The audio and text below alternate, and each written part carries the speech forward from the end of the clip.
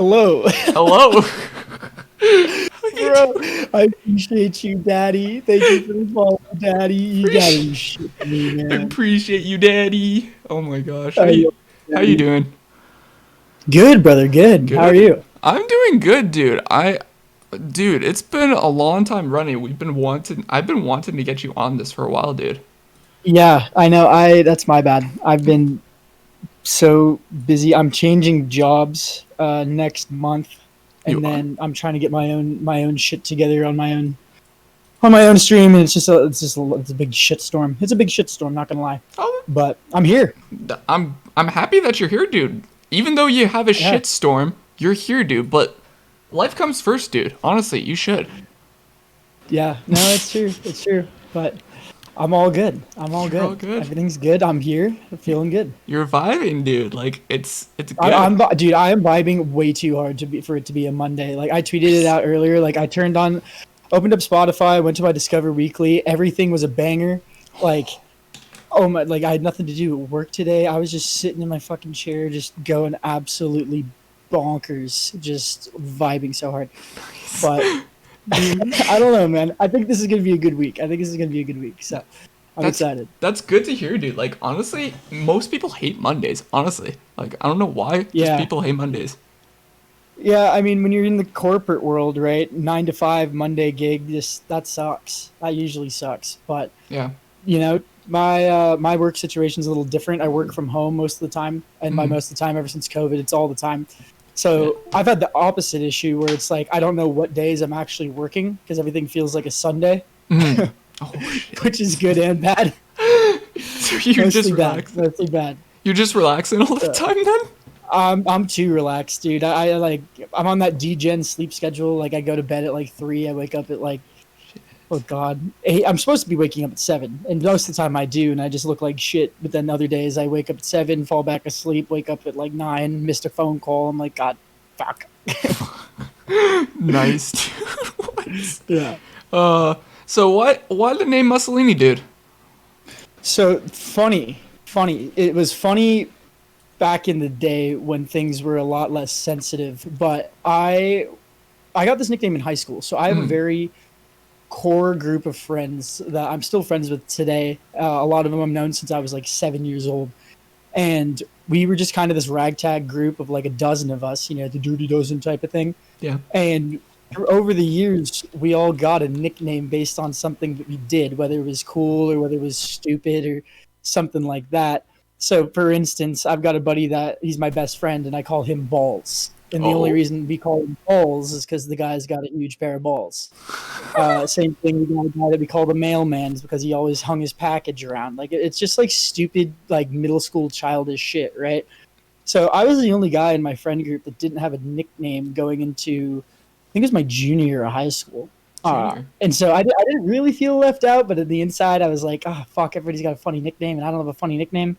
But it's not one of those things that you can try for, right? So the one thing that I did start doing in high school was I started working out. Mm. And so I started to, develop some muscles. I was the first guy in my friend group to have a chest. And it was kind of lined up timing wise with when we were learning about US history, right? And so, because I'm Italian, all my buddies used to think it was funny to call me after the dictator because we had just learned about it, right? And we were up in Yosemite, swimming through the rivers and shit. And I took my shirt off, and my buddy was like, "Damn, dude, you're like kind of muscly now, like that Mussolini guy." And I was like, "That I don't think he was particularly muscular." He's like, "Yeah, but you're Italian, and you got muscles, and it works," and it stuck. So when I came to Twitch and I was like, guys, I need a username. Like, what am I going to do? Every single one of them, 12 for 12, was like, it's got to be Mussolini. Damn. It has to be. So that's what it's been. And all the all the hate that comes with it, right? People still think I'm being insensitive, like some dictator. It's like, dude, it has nothing to do with the dictator. It's just a stupid nickname I got in high school. All right. Dude, that's But fine. You're fine. You're not a dictator that I know of, right? nope. The only thing that's fascist about me is I want to establish an army of people that care about each other. So if that makes me fascist, then so be it. So be it, dude. That's the fascist way of Mussolini, everyone. Kudos Yes, to the sir. man. Dude, how was the Smash tournament on Saturday? The Smash tournament actually went a lot better than I expected. I'm not gonna lie. Hmm. I'd never hosted a tournament before, and it was something that I really wanted to do because that's how I got to Twitch. Right, was Okay. through Smash. The whole reason I came to Twitch in the first place was because I was getting into competitive Smash Bros during COVID, and so I was entering these tournaments, and my buddies wanted to be able to watch, but they weren't being streamed. Okay. So I was like, well, fuck, I guess I got to stream it. I don't know how to do that. I guess I got to make this Twitch thing happen. Hmm. So that's how I came to Twitch. Obviously, a lot of things happened in between, but that was always like the root of it all, right? That's where I wanted Smash to be a part of my stream in some way, shape, or form, always. And because I like just chatting, and the people I've met through just chatting, I was like, okay, how do I get these two things together? And so that's where the brainchild kind of came about, where I actually did a lot of research. That was the first tournament that was not only entirely cammed up virtually, Hmm. the only tournament with a halftime show, pregame and postgame interviews. So like in tandem, I was the first to kind of do all those things without even realizing it. Shit. Uh, so in my own right, I thought that was really cool. I really tried to convert that feel of like the like the Super Bowl, like the fucking football Super Bowl that Yeah. everybody is so hyped about. They want to see the commercials. They want to see Janet Jackson whip a titty out at the halftime show. Like I wanted that environment, but for esports, right? Esports, right? And so with a little help from my friends, a little last minute additions like Mr. Banjo in chat here, Yeah. Sule CSM for the halftime show, we were able to put it all together. And then of course my hometown buddies that helped announce it with me in the so-called booth. So all in all, for being a stream about gaming when most of my audience is really more interested in me talking, Hmm. it did pretty well. It did Yeah. pretty well. I'm looking to upload it to YouTube ASAP, but it's a lot to scrub through 4 hours of footage and try to Right. get the highlights. And I'm not too good at video editing or Mm. anything like that, so it's going to take me a minute. But it'll be on YouTube. It will be on YouTube. I checked the record. Only one part of the halftime show got muted for DMCA, so I'll be able to Mm. clip around that. And yeah, I'm definitely going to be doing more tournaments in the future. Definitely more Smash tournaments. Maybe some other games. I got to get a little more creative with that, Oh but yeah. more tournaments to come. Hell yeah, dude. Honestly, I know you rep Valorant. I think you should do Valorant as well, maybe. That'd be cool. I only feel comfortable hosting a tournament of a game that I'm good at, Okay. and I am not that good at We've Valorant. I mean, played. I like to think I'm good. I We like to think I'm good, but when you look at my rank, you'd be like, this guy's a scrub. dude, we've played. You're pretty good, dude. I think. I've gotten better. I've gotten better, but it's still not there. Once, if I ever get there, then I'll host a Valorant tournament. But I was leaning towards Fall Guys and like establishing some sort of point system for how many Hmm. rounds each competitor makes it to. Um, but we'll see. We'll see. Yeah. Whatever seems to be relevant. Yeah, I get that, I guess. So I guess Smash, what, I guess Smash did brought you on Twitch. I guess the reasoning for, you think, starting streaming for yourself? Sorry, I can barely hear you. 1 second here. Oh, okay. I'm sorry. What was the question? So, like, Smash brought you onto Twitch, you think, right?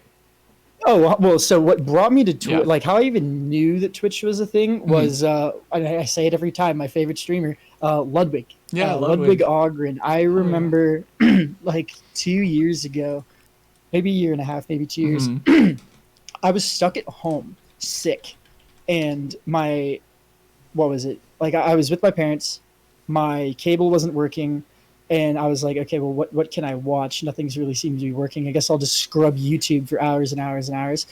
And gaming's always been a thing that I liked, and all of a sudden I saw one of Ludwig's videos, and I was like, oh shit, this guy's pretty cool. Like this Pretty content's cool. pretty entertaining. And then Hmm. I found out that I was curious in all of his videos, I'd see all this text running through, and I was like, well, I don't think he's live streaming on YouTube, so he must be doing that on another platform. And then of course he started shouting out, oh, this is Twitch, this is Twitch, this is Twitch, Hmm. and that's where I knew about Twitch. And then that's when I obviously was my first go-to and was like, okay, how do I get people to watch this not right next to me? It's got to be Twitch. So I Right. just kind of put two and two together. But I still follow the shit out of him, Ludwig. I mean, on YouTube, on his Twitch. I like to think that I try to emulate some of the things that he does in terms of his content. Maybe not obviously 1-to-1. You don't see me doing like Twitch Jeopardy or anything like that, Yeah. but I do like the game show idea. That's Hmm. why I have Twitch Tank. And then, of course, any aspect of gaming that I can make more entertaining, I'm going to try to do that. So whether that's, you know, do XYZ challenge in Super Smash Bros. Or else I get punished, or Hmm. pinning a couple of my friends against each other for money, then I'll do that because I think it's hilarious. Hell yeah, dude. Like Ludwig was like, when did you start? When did you find Ludwig, dude? Like it could have been roughly the same time as I've found you, like him as well. I found Ludwig over a year ago for sure. Back when he was around like 200 viewers Oh, average, okay. You're I'd way say. before me then. Okay. Yeah, so I've been watching him a really long time, Yeah. really long time. I never said anything in any of his chats ever. I think I had a What? previous account that I no, I didn't. I was never an active chatter. I still am not, just because I just appreciate what it is he's doing, and plus he's like a fucking tens of thousands viewer Andy now. So Yeah. it's like if I type anything, he's not gonna see it. Yeah. Um, but yeah, I always just observed. Like I'd watch him at the car when I used to drive a lot for work. Obviously, whenever I was home, and obviously the YouTube recaps and shit like that. So I was just constantly getting. That was like my new form of entertainment for a while. Like I stopped watching TV.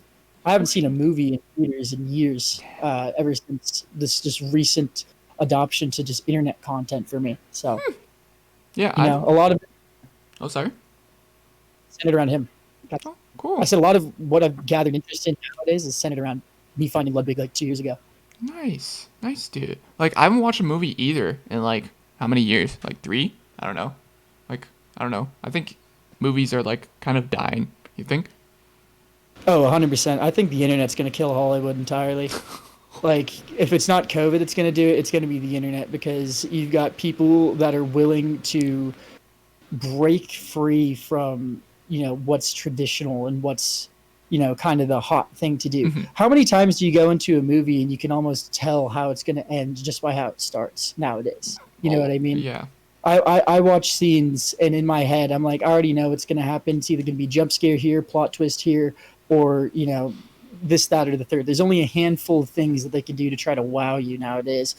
And if it's not the thing that the movie industry has over internet or content creators on the internet, the only thing is really production value, right? And you're starting to see that with guys like Dr. Disrespect. Dr. Disrespect, if you catch his YouTube streams, that guy is crazy. I would say that he's the most well produced streamer in the world. Huh. And I'll also say subjectively the best streamer in the world Really? right now. Say what you want about him, off the stream, but that dude, cradle to grave, his streams are next level. You'd think that they were produced in like some Hollywood studio. I I could see that. I could see that. Like I don't know. It just depends. Like of course, Doc got like banned off of Twitch and everything, right? So it's like you know. Yeah, yeah, but that's the whole YouTube whatever. That part doesn't necessarily concern me, right? Right. The thing that I think is more notable and things that he needs to be seen for the things that he's doing well, not the things that he's not doing well, right? Because he doesn't even know why he's banned still. What people do need to see is that guy I mean, yes, he's got a shit ton of money so he can afford to do these crazy things, Hmm. but people need to realize that he's got a shit ton of money. He doesn't have to do anything if he doesn't want to, True. right? But he loves what he's doing so much that he wants to be the best at it. And Yeah. he's being the best at it by pumping all of his money into his production. And you go to any other Twitch stream across any other platform, I dare you, and you try to find me that's more well produced than his, I'll pay you $50 on the spot. But I could tell you right now, it's just not going to happen. Chat, you could do it. Go find someone and then Gio will pay you. Find someone more well produced than Dr. Disrespect streams that streams themselves, and I will pay you $50. I think I might actually have one. I'll DM it to you I doubt later. it. Do you know I'm Okay. fetus? Do you know I'm fetus? No. No? Okay. Well, he was. I'll DM you it later. Okay. he's like Okay, sounds he's good. like a little bit like less than Doctor Disrespect, but he does like good production stuff. So it's like kind of cool. Okay. So Interessante. yeah. Hey, Alston. Hey, Tommy. Hope you guys are doing well. So let's get into like real life stuff. How was like, what's your favorite memory of yourself as a child? Oh God. Um, let's see. My favorite memory. as a child. Yeah. Okay, I've got a an older half brother, my dad's son, right? So not my Okay. mom's son, he's my dad's son. Hmm. He's 7 years older than I am, and when I was a kid, I used to think that that guy hung the moon. I thought he was the absolute dopest person on the planet because he was strong, he was tall, he was good looking, he was great at video games, he could play the guitar like an absolute madman, super smart. Just everything seemed to be like going his way, right? So I idolized that. And I remember he came to visit me in my family, well, obviously my dad, right? But he came to visit us one day, and we've got obviously instruments like laying around the house all over the place. We're very music focused here, and my dad went to him and he was like, "Hey, show me what you've been learning." And he starts playing the song "Mood for a Day" by Yes, What? and it's an entirely instrumental song. It's very emotional. Just by you listen to it and you can feel the emotion of the guy playing it. Damn. But the thing that really resonated with me was the look on my dad's face. My dad, I'd never seen my dad so happy in his Huh. whole life than watching his first son play Mood for a Day by Yes. And I knew like right then and there that I wanted to be able to do that for him, Hmm. right? I wanted to do something that would make him so proud of me that he would look like that. So that was my happiest memory because it gave me something to really work towards and try to do, right? Um, Gave me some direction at a really young age, and it really set the tone for a lot of the success that I've had, outside of other things, my professional life, etc. Right. Because of that, because I just had that drive to really see that same look on my dad's face. Mm-hmm. Wow. That's a great moment. I don't have like crazy moments or good happy moments like that ever. Like that's a good moment, dude. Really. I mean, I think it's really the perspective and how you look at it, right? It's I think nowadays, especially, we get so caught up in the things that make us happy because we're all about immediate gratification, right? And so Right. the things that make us happy, they almost have to make like some absolutely extraordinary out of this world impact for us to recognize them nowadays. Mm-hmm. But when you think about it, there's a lot of little things that probably make you happy. You just don't give them that same satisfaction or spend enough time realizing that, Right. right? Like the fact that you wake up every morning, you should be happy about that, right? Not everybody can say the same thing. The fact you wake up, you got a roof over your head, your power's on, you got food in your fridge, stuff like that. Mm-hmm. It's the little things like that that you would think would make you happy, but because we're so used to it, because we're so used to these aggregates of little things that make us happy, we don't necessarily apply the same level of we don't get the same satisfaction out of it anymore. Right. Right. I get that. I get that. Also, hey, Riffless, and Yeah, Tommy yo, said it best. The guy takes shits in clean water. Like not everybody takes shits in clean water either. exactly, Yeah, exactly. Like, look at like I know this is awful to say, but like, look at like I think it's first world or is it third world countries? I forget the third world third countries. world. Yeah, like look at third Yep. world countries and everything. Like my sister went to Haiti in like a mission trip like a couple years ago and everything, and it's insane. Like the culture and just what they do over there, it's insane. It's like you Well, think it's not that it's insane. It's just very foreign to us, right? We right. think that that's terrible, but to them, that's That's life, yeah, that's right? normal life for them. And so to them, if they wake up alive, they're ecstatic. If they Yeah. wake up and they get to eat, they're fucking over the moon excited. We throw a pissy fit because we went to McDonald's and the guy put cheese on the burger. We asked for no cheese. Right? Damn, no cheese, dudes, and pickles, dude. If you have pickles, you gotta freak out, dudes. Like Yeah, it's right. We're ready to fucking crucify somebody because they made our burger wrong when there's somebody else that would literally kill anyone in the world for that burger to save their family. It's it's. wild. I know it's wild times, dude. Also, hey, oxes. Um, What about ox? ox, the man. Any embarrassing moments for yourself?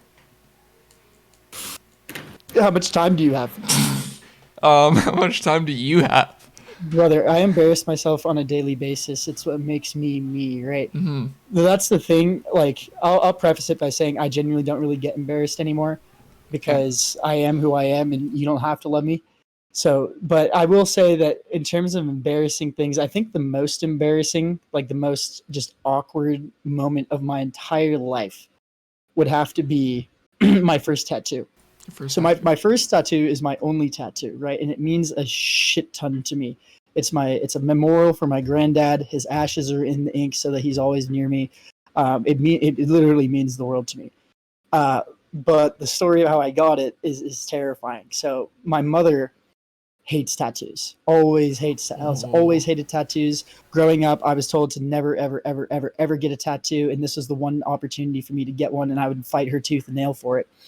But she said that she had to be there, right? Which I was cool with. right.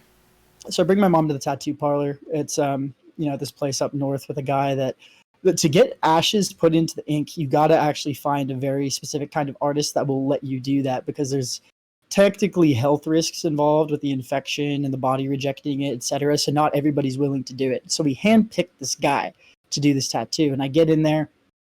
I'm not really all that nervous. My mother's shaking like a fucking leaf, and I get on the table, and he starts working. So it's right on my chest, right on my chest, and it kind of goes over and approaches the nipple area. And what I found out about myself pretty quickly is that I'm what's the word?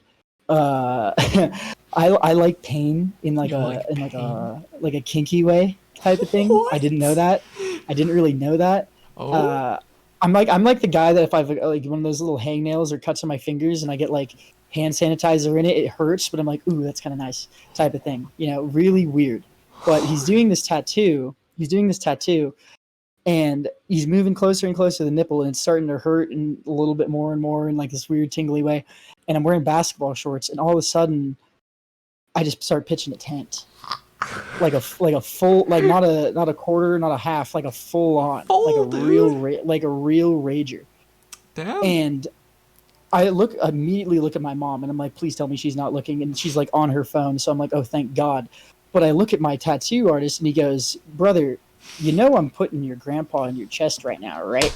And he goes, I know, just finish the tattoo, please. And that was that. But in Nice. that moment, I've never been in such cold sweat in my entire life. I was so uncomfortable. I'm just rocking a full on Woody with my mother in the room. The tattoo artist is like leaning over my body looking at this thing as I'm getting my granddad's ashes put into my chest. It was so embarrassing. I wanted to die on the spot. Did your mom But see now it I at get to all? talk about it and laugh. Did your mom see it? No, to this day we haven't talked about it. Damn. I don't know. Okay. I don't know if she saw it or not. I'm hoping not. You should totally ask her and be like, "Hey, mom, do you I'm remember never gonna this?" ask because I don't want to know. That'd be funny though, dude. That'd be a great moment, and just be like, Uh, you laugh about it's it one of though. those things. I'd probably live. If I knew whether she knew or not, I think my life would be fine. Oh yeah, I don't care. yeah, you would just be like, okay, I can live life fine without her knowing. That's, Yeah, just, exactly. uh, God. Jesus, man. Okay, well, we're taking a dark, dark turn now, and I don't know if you're fine with saying anything. Deepest, darkest memory for yourself. Deepest darkest memory Yeah. for myself. Mm-hmm. Believe it or not, I used to get them a lot. Um, you probably wouldn't expect it just because of the personality I put out on Yeah. the internet, and that's my genuine personality now, right? I've really turned a new leaf pretty recently. I want to say back in February, but before that, I mean, I've always been the sulky emo kid, Oh, shit. uh, but was never comfortable showing it, expressing it, etc. Because I grew up in a family where it was very much so like, you feel this way, well, you can get over it, right? You can get over it. You just got to think like this. You just Yeah. got to do this, right? You can get over it. But the deepest, darkest memory I'd have to say was, it had to do with my half brother again. I found out that he was not going down a great path. He started using hard drugs. He dropped out of school, was selling drugs out of his workplace, Jeez, man. just really going through it, and I Mm-hmm. couldn't understand why, because he had everything that I thought was important, right? He had Right. parents. He had two sets of parents. He had my dad, he had a stepdad, he had his mother, he has a sister, right? Right. He has a roof over his head. He has all these things that I thought were critical in, being happy and doing the right thing. Like, why would you be so encouraged to go down this way? And he did. And I was so crushed to see this guy that I thought was the greatest human being to walk the earth, because he had left such an impact on my dad. Yeah. To go down like that really made me question, I mean, quite literally everything. I started questioning what really mattered and what was really the drive to do anything. Because if I have everything that I need, then what's to prevent me from doing the same thing that he's doing, right? Because now he doesn't have everything. Now, quite frankly, he's got nothing. Jeez. And to me, I thought, so what's going to stop me from doing that? And it really put me in a dark spot for years, And I just went through the motions, doing everything I kept doing, putting the same face on for everybody else. But on the inside, I was like, when is that day going to come where it's all going to snap together and I'm going to realize that none of this matters? Yeah. Because I'm going to end up just like him. Yeah. But thankfully, I'm out of it, right? Yeah. I've been out of it. That's good, dude. Like, honestly, you have people backing you up. You have Twitch. You have probably family. You have friends. You have people, like, backing you up, caring about you. Like, they have you, dude. They appreciate you. And I appreciate every single one of anyone that's ever come into my life and left an impact on me. But the thing about, even if I had known that, because I had the same support, believe it or not, back then, it was just the way that I operate is I am so turned off, or I used to be so turned off by the idea of getting help, right? I thought that it wasn't necessarily a weakness thing. I didn't feel weak for needing help, and I don't feel weak for needing help. I don't know everything, right? Yeah. And I need people that do know the things I don't to help me out. But when I was younger, and it still catches up with me still today, I just don't want to burden people, right? I don't want to be a burden to people. So I don't want to ask help or ask for people to participate in things that I'm doing in fear that they would consider it a burden, right? Yeah. And that was a lot heavier earlier in my life than it is now. It still rears its head every now and again, especially like, what's the most relevant example? Like if I want to put a show together, or if I want to put a tournament together, or if I want to participate in somebody else's thing, I don't want to ask. No? I don't want to ask people individually because I feel like it's a burden to them, because they could be doing so many other things with their time that for all I know would be more enjoyable or even less enjoyable. But who am I to say? But I don't take a lot of risks, and to me that's a risk, right? So that's why I typically refrain from doing so. I usually ask things in large format, but that's not the most successful. So sometimes I just gotta swallow my pride and ask, dude, which I'm trying to do. I'm gonna try to do that more. Like, it was fine for you, like, coming on, dude. Like, I had to ask you, of course, and everything. But, like, dude, it's fine. Message me. It's chill anytime. You're free. Yeah, I know. I just need to see. That's the thing. I'm one of those guys. A lot of people are just like me. You hear it, it registers, you heard it. But come 5 minutes from now, I'm going to be like, I can't ask him because I don't want to burden him. It's a weird thing. And it's one of those things that you want to say, just get over it. Just get over that aspect of yourself. It's you can't. It's in my DNA. It's in my blood. It's in your veins. It's in everything, dude. Oof. Yeah. Dane, dude. Like, you can. I think you could get over it. I think you can. You just have to believe. I think I can too. It's just a matter of time. It's a matter of, I think the best practice is doing it and seeing the result, right? Because that's that positive reinforcement of you taking that risk and it paying out the way that you wanted to is something that will encourage not just me, but anybody that takes the same risk to do it again, right? And to keep doing it until it becomes, an established practice. It's when you reach out, you take that risk, you get the answer you look for, and then it doesn't work out, that it almost hurts more, right? Because you got your hopes up. And then it comes back and you're like, okay, well, maybe I shouldn't have asked in the first place. It's that balance. Okay. And I know the answer, right? The answer, you have the answer too, right? It's to just ask. But Yeah. for me to internally accept that is tough.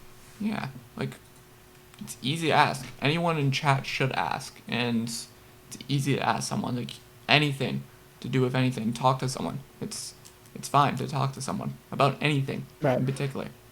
Heck yeah, man. How's life growing up for yourself? So good. Good. So good. Okay. I cannot complain. I mean, when from the outside looking in, I absolutely can't complain. Now, in my own internal monologue, like I said, was that sad emo kid for what I realize now, pretty much no reason. But that's just the way it was. But no, I have an absolutely phenomenal family. I've got two siblings. I've got a younger brother who's about 18 months younger than I am. Uh, we weren't all that close until a couple of years ago, just because that natural older brother little brother feud.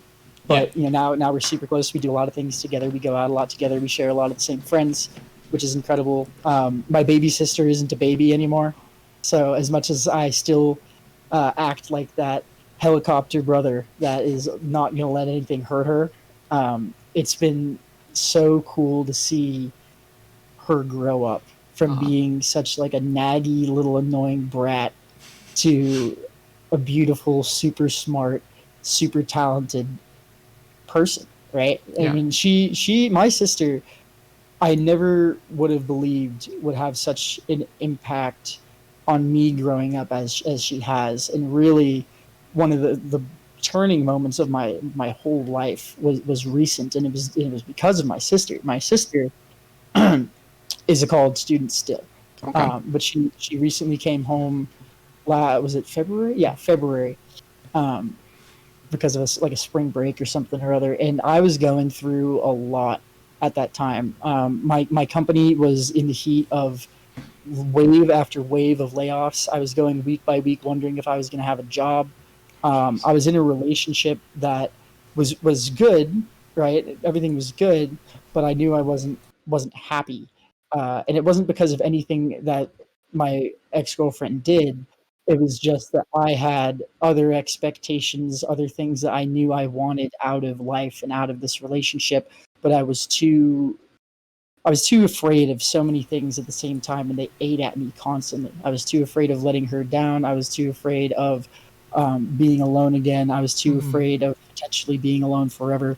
Um, and I was compounding that all on top of that, wondering like it came back. What's the reason for me being here, right? Like Right. what is my long term purpose? What's my 5 year plan? What's my 10 year plan? What's my 5 day plan? Damn. I didn't know anything that was going on, and I just didn't say a word about it for years. Years. And it compounded and compounded and compounded, and I was not sleeping. I was letting my brain run like a hamster in a wheel for days on end, and I just broke down one day while my sister was home.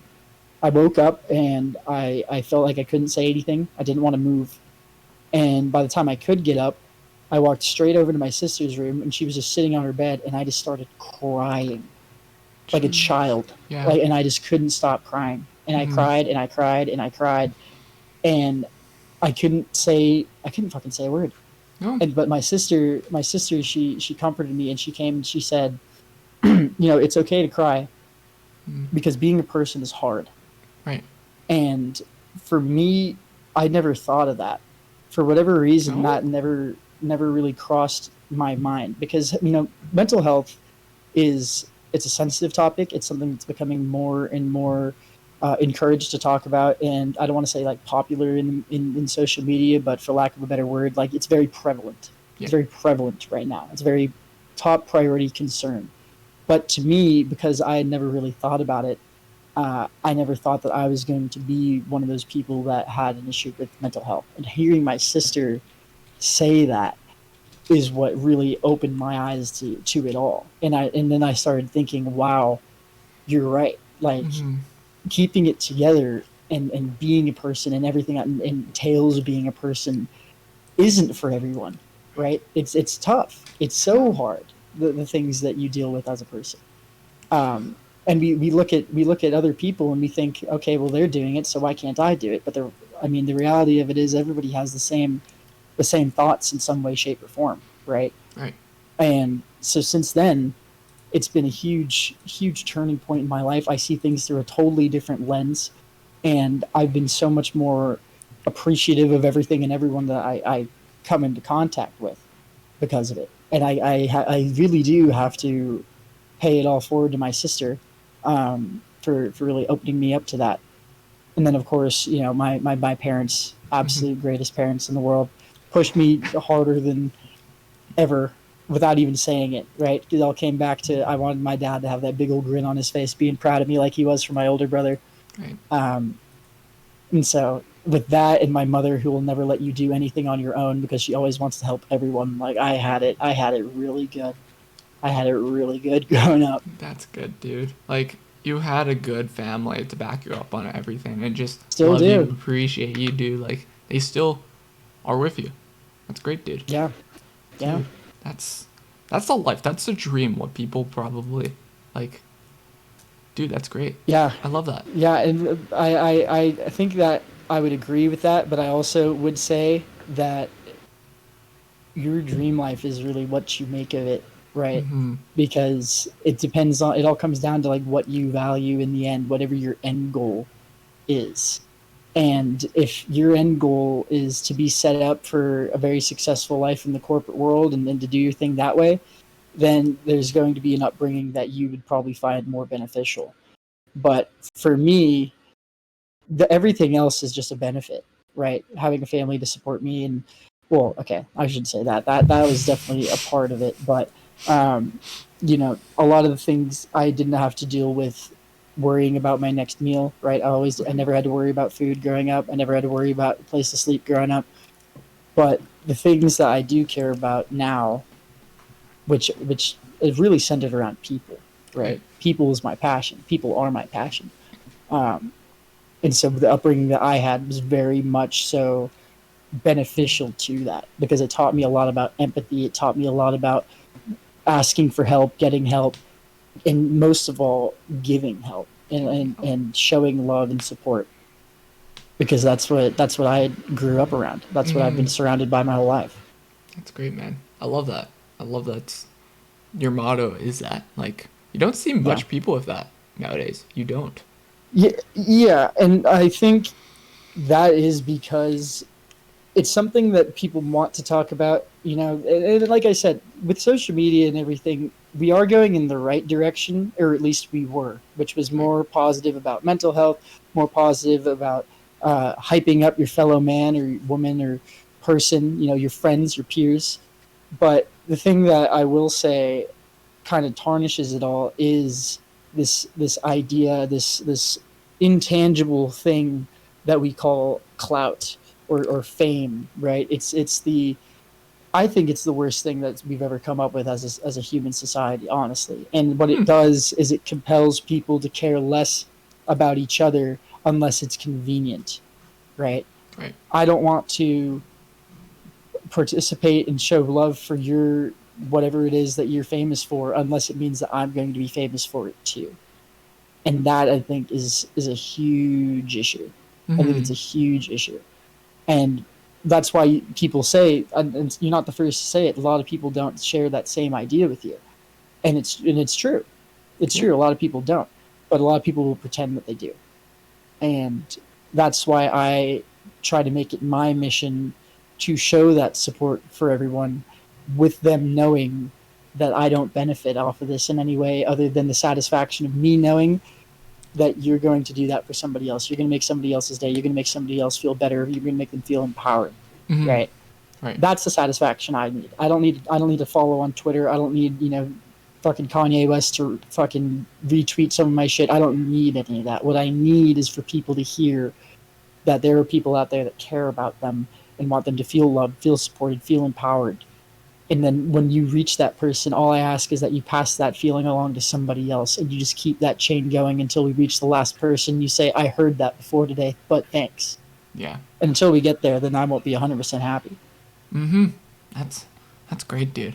I love that. I really love that. Like with my chat, I just come in here like you don't have to follow me, and I have so many people that come in here. It's just like yeah, that's fine. I just like coming in here and just vibing. That's my motto for self. Like I just want to talk to people. I want to share love to people, I want them to share their love towards other people. That's my motto for sure. Like it's great, dude. I love it. It's a good way to be. It's a good way Yeah. to be. We need more. We need more cornerstones like that. Yeah. That's that's the way that it should be. But And that's the way it is. Some things should never change. However that song goes. I forget. I really forget how that song goes. Damn. Uh, I forget. Well, I'll check it out later for sure. Oh, But good. how was high school and college life for you? Well, high school was fucking cringe and a half. I'll tell you that. I mean, me just like everybody else, dude. Right? High school, you feel like you need to find out who you are for Mm-hmm. whatever reason, and everybody wants to figure out who they are. So I just like me, just like everybody else. I just started trying stuff. I just started trying to fit in with people who I thought like, could I be part of this? Could this be something I'm passionate about? So man, I was a jack of all trades in high school. I was in the breakdancing club with a group of people that you would never see me associated with, right? I was in choir. I was a choir nerd. I played Ooh. soccer. I played football. I hung out with stoners. Like I was all over the place. You wouldn't, if you tried to put me in a clique or identify me as some type of stereotype, you'd be like, oh, that's the guy that. Well, he's just kind of weird. He does a lot of different shit, right? That Yeah. was me. I had super long hair. That was really kind of cringe. Um, what else? What else? What else?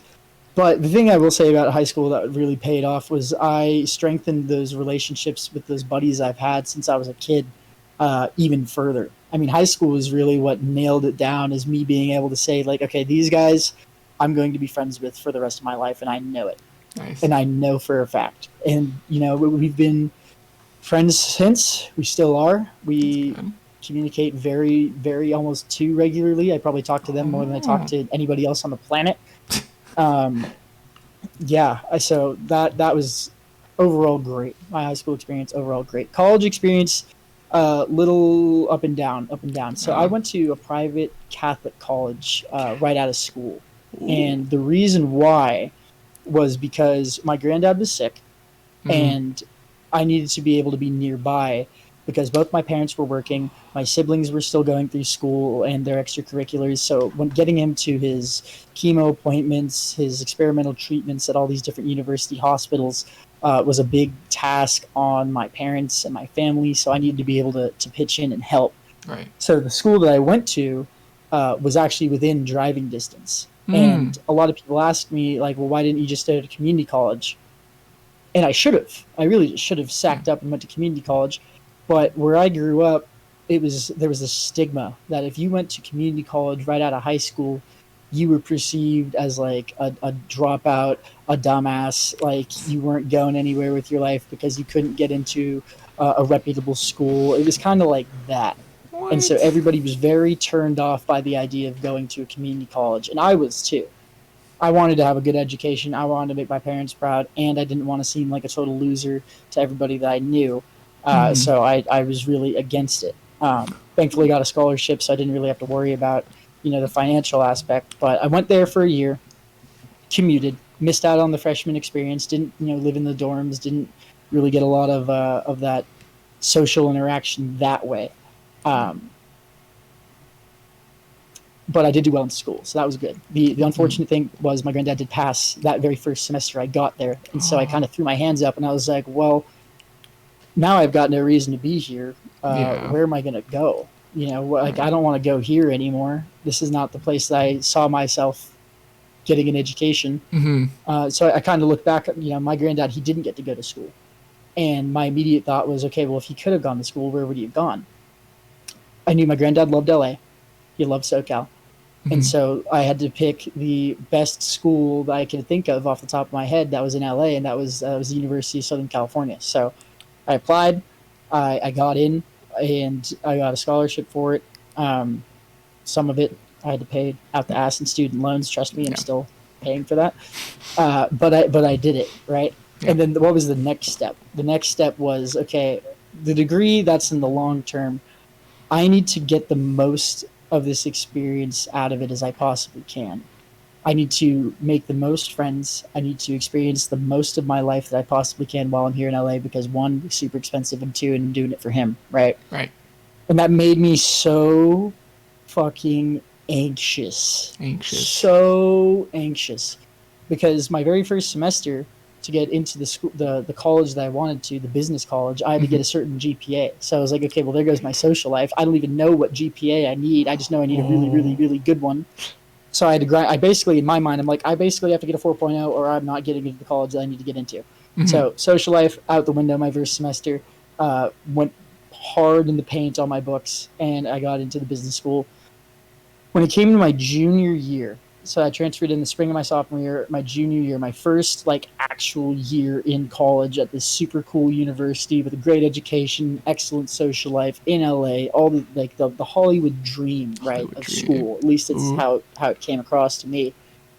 And I was like, okay, how do I make the most of this? And I started meeting people. I joined a fraternity, met a lot of people through that. But what I came to realize was that I didn't know that I had a lot of social anxiety. Oh. And I just thought it was me always being too tired to talk to people for a long period of time. But I slowly came to realize that I just get anxious meeting a lot of new people at once. I think a lot of people do. But something that I took pride in for an irrational reason was my ability to drink a lot of alcohol and drink beers really fast. You know, that whole frat life mentality really took hold for my first semester. And so I became quote unquote that guy that, you know, could slam beers super fast, the guy that could drink a ton and not get super sick, that guy. You're And I that was guy. using that as a crutch to meet new people because the nerves would go away, right, because of the Right. boozing. Alcohol. But the things that I didn't take into account were how bad I would feel afterward. Not only like physically bad, like hangover bad, but in my head, I'd feel so upset. I'd be so sad. I'd feel so lonely at the same time Yeah. because I'd be slapped in the face with reality like, wow, I just made all these connections with people when I was hammered out of my mind. I don't even remember half of them. Damn. Like, what am I doing? Yeah. But every time I would think about it and say, okay, this time I'm going to do it different.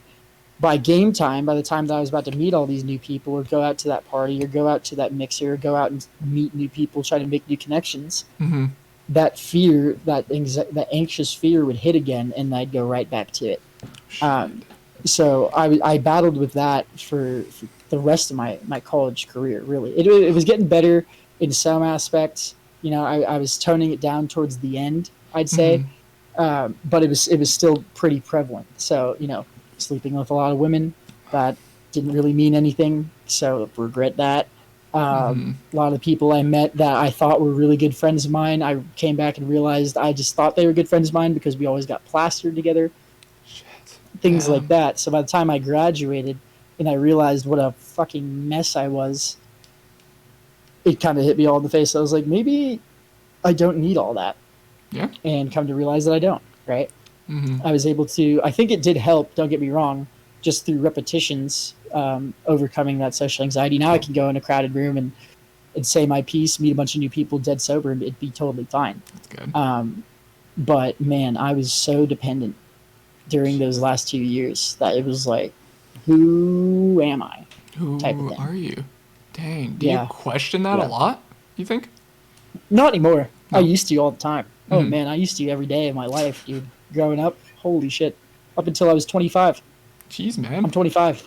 You're Yeah. 25 and you started. You're fine now. Literally until February.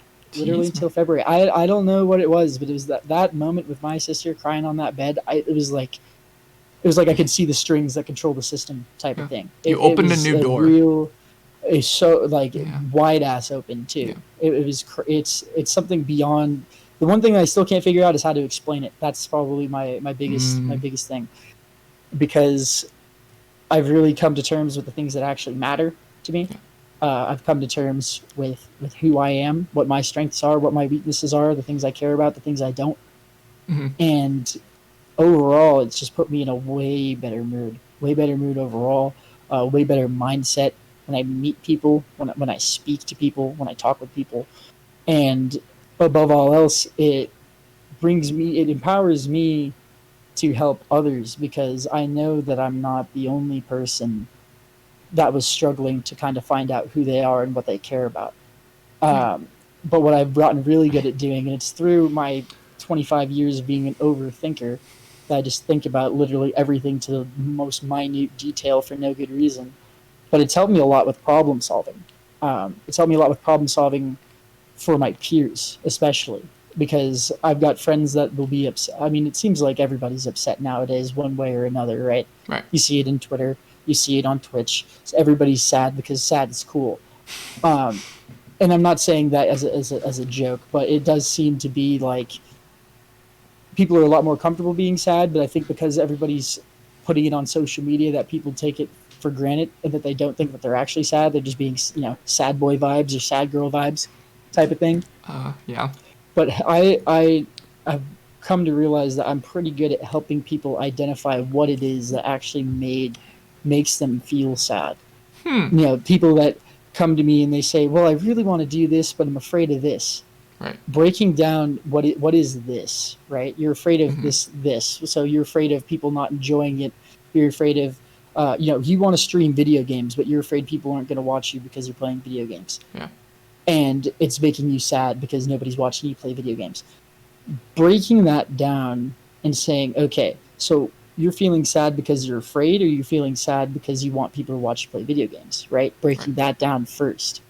But what it comes down to is, do you want to do this?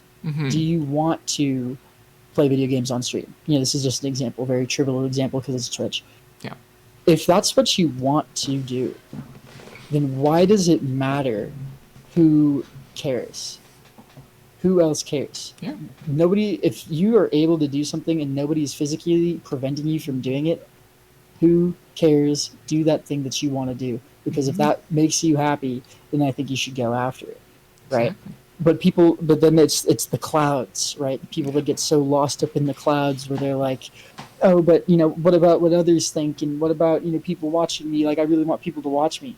Why do you want people to watch you? Why do you need, is it because you need some sort of gratification that you're doing the right thing? That's usually what it is, right? People want that gratification. They want people to acknowledge that what they're doing is cool or right, or that thing. Right. But what people don't understand is that you can get that same gratification, if not the most gratification, the gratification that really matters, from yourself.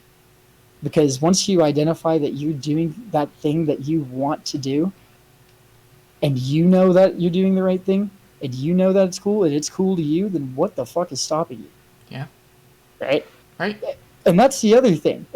When you do that and you put your pride into that thing that you're doing, and you know it's the right thing, you're grateful that you're able to do it, and you're going as hard as you can because it's what you love, people gravitate towards that because they want that. Everybody wants that. If it's not with streaming, it's with something else. Everybody is after that feeling of, I'm doing something that I love to do, and I love doing it still. Yeah, that's everybody on the face of the earth wants that in some way, shape, or form. Everyone does. Yeah. And so that's why, the Ludwigs of the world, the guys that look like they're having the best time doing what the fuck they do, that's why everybody wants to be him. It's because he doesn't give a shit who's watching, who likes it. He speaks his opinion. And sometimes it's not the most PC or widely agreed upon opinion, but the way that he carries it, the way that he says it, where you know that he's absolutely right. He believes he's right. He knows he's right. He's happy that he's got that way of thinking, and he sells it that way. Everybody wants to keep being around that. That energy is toxic. That energy is toxic?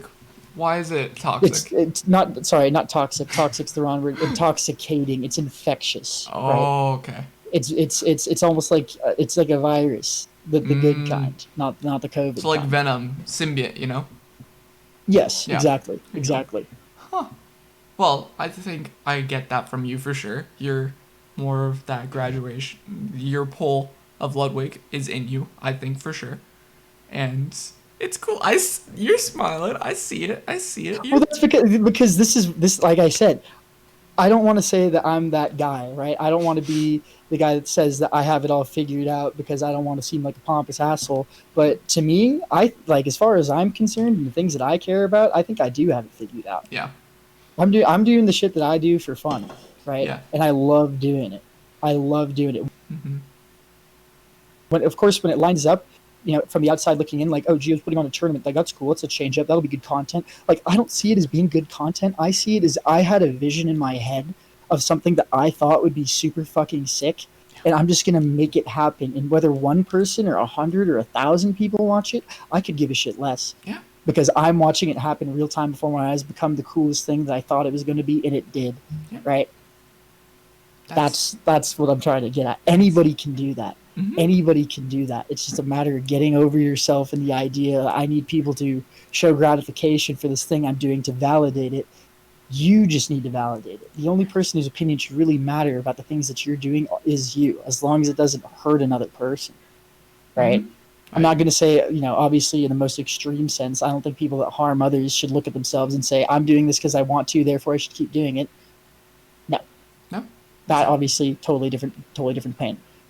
When it is non-impactful to you or to others and is solely about you and your business, go off. Go off, put your whole heart into it, and that's all you need to do. Yeah, I get that. Also, and high everything socks else comes with the rest. Yeah, it all comes down to the rest. It's part of your mindset. What is it? I think it's your mindset. It is your willingness to go forward with it. I think for sure. Yeah. Do it. Yeah, for sure. Also, hi Sam, hi Socks. Hell yeah. Hey Sam. Dude, that was a good convo right there, dude. You just went off. I like that. I love that. I do that a lot. That's the one. So that's my thing, right? I want to, and that's why I was so happy to do this with you, because this platform is great for a lot of reasons. For getting people. Hi, Socks. I did say hi to you, Socks. People, wow. No, I didn't. I feel bad now. Hi, Socks. And Reflows and Tommy. Hello. Yep. And Banjo. What was I going to say? So this platform is very unique, and I think it gets seen as kind of like a cop out in some sense, just because everybody's doing it, which can be seen in a negative light, which is very unfortunate. Right. I think that these are the types of things that actually need to get the most exposure, because it really helps others more than anything else on this platform, right? People say that they tune into streams and they tell that the streamer, like, I come to your streams when I'm feeling bad and it makes me laugh and it makes me feel good. That's great. Yeah. That's great. But it doesn't necessarily mean that that's going to get you the answers you're looking for. You're basically bandaging something, right? These are the types of conversations that don't bandage those wounds that affect your psyche. These are the types of conversations that help you reform it, that really help recreate, restructure, and strengthen what your psyche is current. If it's currently vulnerable, making it invulnerable, making it impenetrable, right? And this is something that obviously I'm very passionate about, but for me, I can't seem to come up with a platform in which I just go live and I just start yammering, right? I just don't want, if I hit go live and I just started talking to a wall about all these thoughts that I have and how I was able to, quote unquote, figure it out. The objective of it for me is to reach the most people doing so, which is where, the sort of the clout thing kind of has to play a role, unfortunately. If it didn't have any role, I'd be ecstatic, but that's the reality of life, right? That's how you get an audience to attend anything. So using, I'm not saying using you, but having you as this host of this platform where the intention is to go into things like this, it's extremely helpful to not only myself wanting to express this, but it's extremely helpful to the people that listen and want to take something from this. Because all I'm doing is I'm just basically spouting words of the thoughts I have in my head that I think a lot of people have, especially when it comes to being surrounded by certain insecurities, especially when it comes to Twitch, right? Because Twitch is this experience really is translatable to all aspects of your life. Yeah. Whether you're a corporate monkey like I am, or you're an internet influencer, everybody has these issues, at least brewing inside their head to one, well, if they have those issues, but they haven't found those issues yet, like some have not even processed it at all yet, probably right, yeah, and that's I think that comes with a lot of exercise, and that exercise is really taking a moment to really think about yourself and the way that you think about things and why you think about these things. Right. So when I talked about all those nights that I'd spend not being able to sleep because my mind doesn't stop running. It's because I was thinking about those things. Because at some point I did decide I've been spiraling. Like when I get down, I'm getting way too far down. Like what is it that's actually making me feel this far down? And that's why when I come into contact with others that have that, they start off as surface level issues, right? It's like Right. I'm upset that I'm not getting a lot of viewers doing this thing, and then boiling down and down and down until you get to the root of it all, and saying what is it actually that's stopping you from doing what you want to do, Yeah. and then coming to that realization like, oh shit, I didn't even think of it that deeply. People just don't want to think that deeply. And I don't know if it's because they're lazy, because they don't want to, because they're afraid of what they're going to find. But if you're going to spend time thinking about anything, why wouldn't it be about yourself? It's the thing that matters most, Right. right? It really does matter the most. You think about your existence on this planet, the only thing that you can control cradle to grave is what you do with yourself, right? Right. Damn. So why not spend the extra effort to think about that and try to reform and create whatever it is that you're looking for? And I say this almost every second fucking day. If you want to know what the meaning of your life is, then you got to make it for yourself. And for me, that is to have the most fun I can while I'm here, because whether you want to believe it or not, all 7 billion of us are just a bunch of fucking ants on a giant floating rock flying through space at an unknown speed, going God knows where. Yeah. Right? That's Right. the truth. That's if you want to look at it from a scientific, literal sense, that is exactly what's happening right now. Whether we're getting hotter, whether we're getting colder, whether we have a Cheeto Puff as a president or a senile old man, that's what's happening right now in the most macro of scales. So what does it actually matter what you do with your life right now? And you got to think about that. Exactly. What do you want to do? Do you want to leave an impact on the planet? Do you not? Do you not care? Do you not care about what happens, or do you care? Because whatever you do with those decisions, you have the power to do so, right? And no one's going to tell you if, ands, or buts about it, because who are they to say what you can or do, can or cannot think, do, believe about yourself, right? Right. Now, granted, we're fortunate enough because we live in respective countries that do allow a lot of freedom. Most people don't, but that's even more reason to think about it. To think about it, to take advantage of it, because not everybody else can. Yeah. Dude. I love your tangents, dude. I love them. That's why I always watch your streams and just you tangent. I'm like, dude, this is shit I don't think about ever. And I need to. See, there's a very selective group of people on the internet that love it, and then there's a very overwhelming group amount of people that say, okay, is this guy ever going to shut up? And the answer is probably not. Probably not. Sadly. But that's fine, dude. That's fine if you have those channels. It's the thing about like streaming and that, because you're a streamer. They follow you for this type of content. If they don't, they'll just ditch you. That's the best part. Then they just leave. Yeah. Though the thing, so I do this a lot. I do this a lot because something will poke me in like a very insignificant way, and then I just flip the script and be like, okay, we're gonna destroy everything that you thought about why the world's like this. And I'm gonna tell you why the world right now sucks, and you just need to focus on yourself. I was on 2 dating shows very recently. One was for Nixie, one was for Amaranth, and both of them I somehow got on one of those the Amaranth. I know. Both of them, I went on some tangent or another about that. Nixie's dating show, I almost turned into a podcast about mental health. I was like very close to just running the entire show, and her chat was not happy because I was a guest and I was just not shutting the fuck up about all these thoughts I had. Yeah. Same with Amaranth. Amaranth, she told me, I reminded her of her first blowjob because I just couldn't stop talking, and that's exactly what she did because she just wanted to get out of the room, so she just kept talking and talking and talking, right?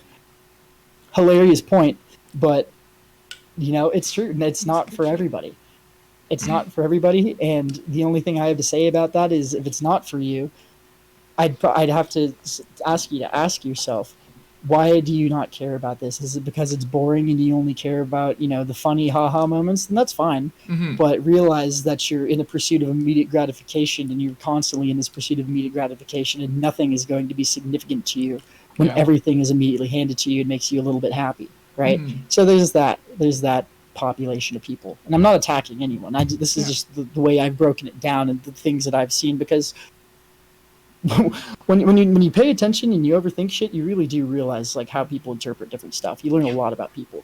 But then there's another population of people that are afraid, right? There's that fear of, I don't want to listen to this because I'm afraid that he might be right, and I feel exposed. Yeah. I feel like this guy he's saying the things that I'm thinking, and the only reason I'm doing it is because I think it too. I think a lot of people think about these things and they're scared of these things. Yeah. And that's why I keep coming back and keep trying to empower people to think about those things. Mm-hmm. Right? If it takes me being the martyr and being vulnerable and being, saying the embarrassing things, talking about how I feel and how I think, then I'm willing to do that because it doesn't affect me.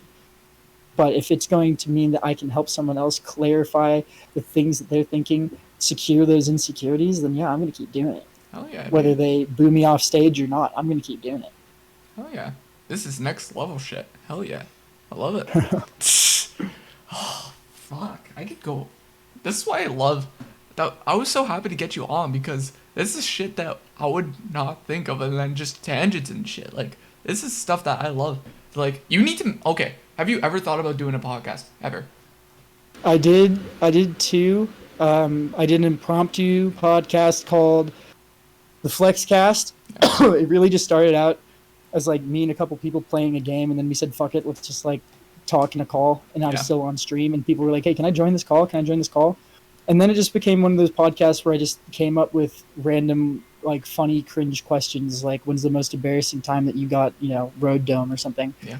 So I've had podcasts like that, but that's like comes back to the whole thing. Like I don't know the best way to format a platform to encourage these types of conversations. Like my mind just isn't really there because I'm thinking about so many. Yeah, I'm just thinking about so many other things. Like I have all these other ideas of things that I want to do because I think they'd be funny and I want to see them come to fruition. Mm-hmm. But when I think podcast, I think that's unnatural for me. Right. I'm not the type to like set a stage, command an audience and be like, okay, fuckers, I'm about to talk for 2 hours about the meaning of life and why you need to change your mindset.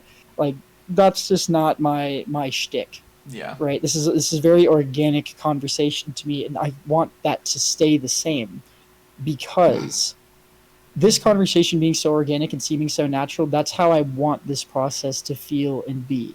Yeah. You know what I mean? I want people to perceive this exercise of thinking about yourself, your mindset, the things that, like digging down to the root of all evil and what makes you upset about things.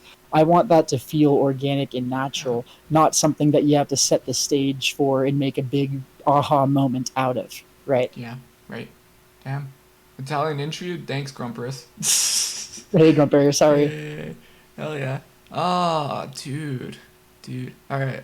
Let's go off of a different way, okay? How's... And find a way I can make a tangent back to it, yeah. Yeah, find a way to get... Don't worry, you'll get into tangents the whole entire time, okay? Yep.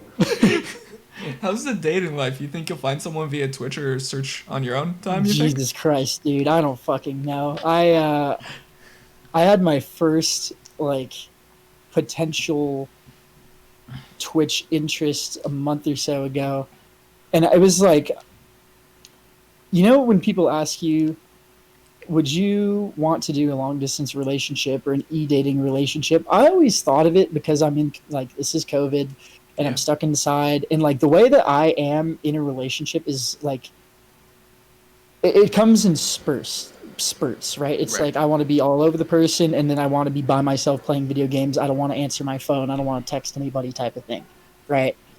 It's like that. That's how I like it. And some people say that they're the same, and a lot of those people seem to be on Twitch. So I was kind of hopeful, and I was like, oh, maybe this, the long distance, whatever thing could work out. And it crashed and burned in a weird way. Because of the things I didn't take into account, which a lot of people on this platform, they have social anxiety. Yeah.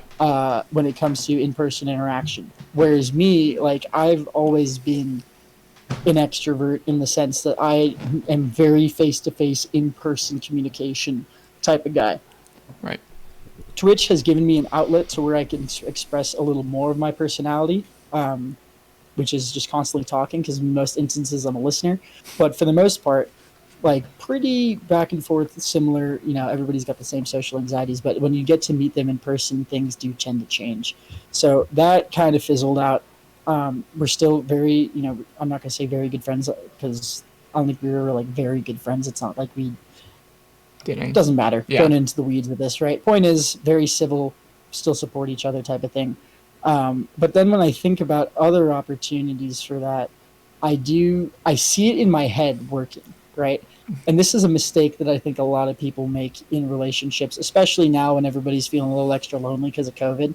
Yeah. You start to, when you get this feeling of attraction towards somebody, some people, and I'm guilty of it too, you fall hard, you fall fast, and then you start to manifest this idea of what the future could look like. And then all that does is it just gets your hopes up, right? Mm-hmm. You start to think like, oh, well, if this does work out, then I could travel, or they could travel, and we could do these trips, and we could do that. Like, you really start to go off and think of all these possible scenarios in which you could do stuff and make it work. But what people don't think about is all the life that happens in between all those instances, right? Right. And you don't think about the communication that needs to be there. Mm-hmm. Is it, are you going to be asking all the questions up front, trying to get this know this person as best as you can, so you can establish the thought, like, is this person worth my time or not?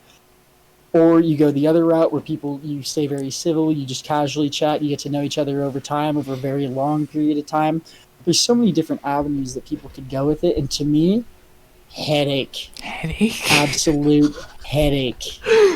And at this point, and at this point in time, unless the person comes along that absolutely hangs the goddamn moon and I worship them like I do my family, then I'm going to be pumping the brakes, right? Damn. Granted, I leave all doors open, right? I never shut anyone out of my life entirely, and I never let any opportunity go unnoticed, right?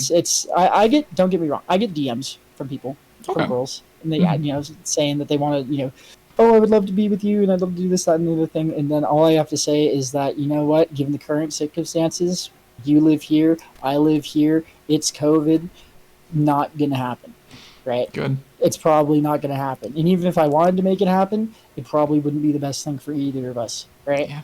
And so the way I just been laying it out is, look, I'm down to keep the relationship that we currently have going as long as you see fit, as long as both of us are happy doing our own thing. And if the stars align and it works out, then it works out, right? Everybody's got a plan for everybody. Mm-hmm. There's no need to rush the plan, right? Any rushed plan does not go according to plan. The plan has to be simple. That's all it has to be. The plan does indeed have to be simple. You nailed it. The plan is simple, everyone, okay? Keep it simple, keep it short to the point. That's like whenever even like job-wise, I always try to keep it simple for like interviews and that kind of stuff. And also talking to like the person that I have to talk to. It's like, yo, you have a point A to point B. And you have to get to a destination. You have to keep it very simple, right to them. That's the thing. Even probably for dating wise, you have to keep it literal with them, right? Yep. And I'm the most literal person in the world, by the way. And it used to make my fucking, total tangent, but it used to make my parents fucking irate with me, because my dad would say something like, hey, can you grab a couple of these? When my dad says the word couple, that means two. Oh, okay. But in his mind, it means like a handful or a few or many even. And so when I ring back two, he'd be like, what the actual fuck are you doing? I needed like 8 of these. You only gave me 2. That type of thing. But I'm also very direct with communication.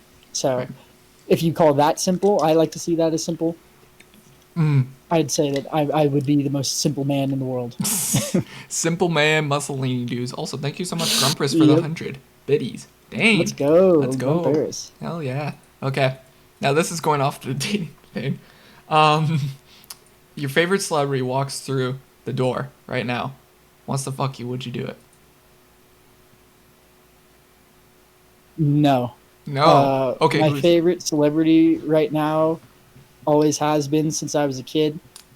His name is Sean Daly. Okay, also girl, known man. as Slug. Yeah. also known as Slug from the musical group Atmosphere. I have met him in person, Oh, and let me just say I don't swing that way, so I wouldn't. That being said, I don't treat anybody any differently than I treat another person. right. Social status and how much I revere them does not matter to me at all. I'm very fortunate. Let's use Twitch as an example. I'm very fortunate to have a lot of friends that have like clout on this platform. Hmm. And whenever they, like I played, what was it? I played Valorant with Kate the other day. Oh, you Just me and a did? couple buddies, and Oh, Kate shit. wanted to jump in and play with us. And everybody in chat was like, "Oh my god, you're big time now! Like you're playing with Kate, blah blah blah." And I told them, I said, "Dude, why you gotta be weird? Hmm. Why are you treating her like anybody else? If she wants to play a game, Hmm. you're gonna treat her the way that you treat each other when you play a game. Right. Like why are we putting people on pedestals? Do I have respect for the things that she does and the content she puts out? Absolutely. I Yeah, think it's great. And I love the fact that she keeps doing it. that's But I'm great. not going to treat her like some, distant celebrity dance streamer dance type person Hmm. for that. That doesn't make sense. Same with Gondok. I met the guy in person when I was in Texas, and I didn't, come showed up with a cupcake and being like, "Hey, look, it's a cupcake meme, haha," because that's exactly doing what I just said I didn't want to do, Right. right? Then I start treating them like this entertainment object rather than a person. Hmm. Yeah. Like any, what is that? I think, who have I met? See, for myself, I'm big in like the music industry and that kind of stuff, and Uh I do huh. reactions and that kind of stuff, and also I'm a photographer on the side and everything. So all these bands and everything, I have to like message them and that to get into concerts and everything. And usually it's small Yeah. venues and everything. So it's like, okay, I could just put in my camera and everything.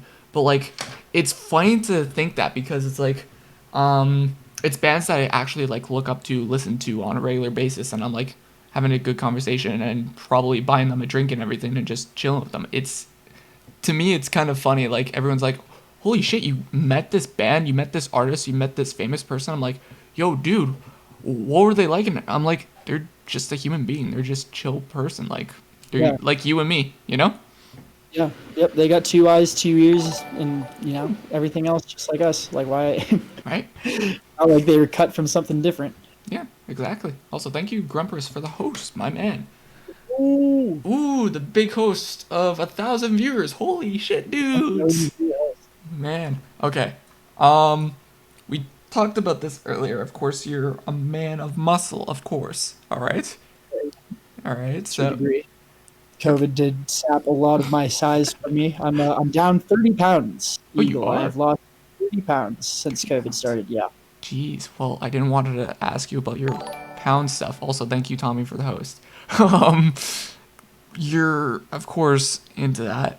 Any advice for people looking into to start out for like bodylifting, working out, any meal preps, etc.? Yeah. My biggest piece of advice for anybody that is looking to start working out for the first time and has never done it, just realize that doing something is going to be infinitely better than doing nothing.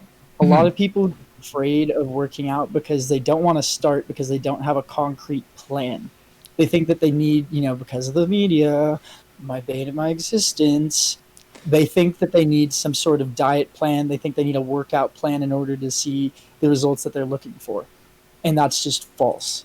Because what they do is they paralyze themselves with the fear that I don't have a plan, so I'm not going to get started. Or they use it as an excuse. I'm going to get started once I have a plan. Hmm. But what they could be doing is just the simple things that everybody has at least seen done before that requires nothing, right?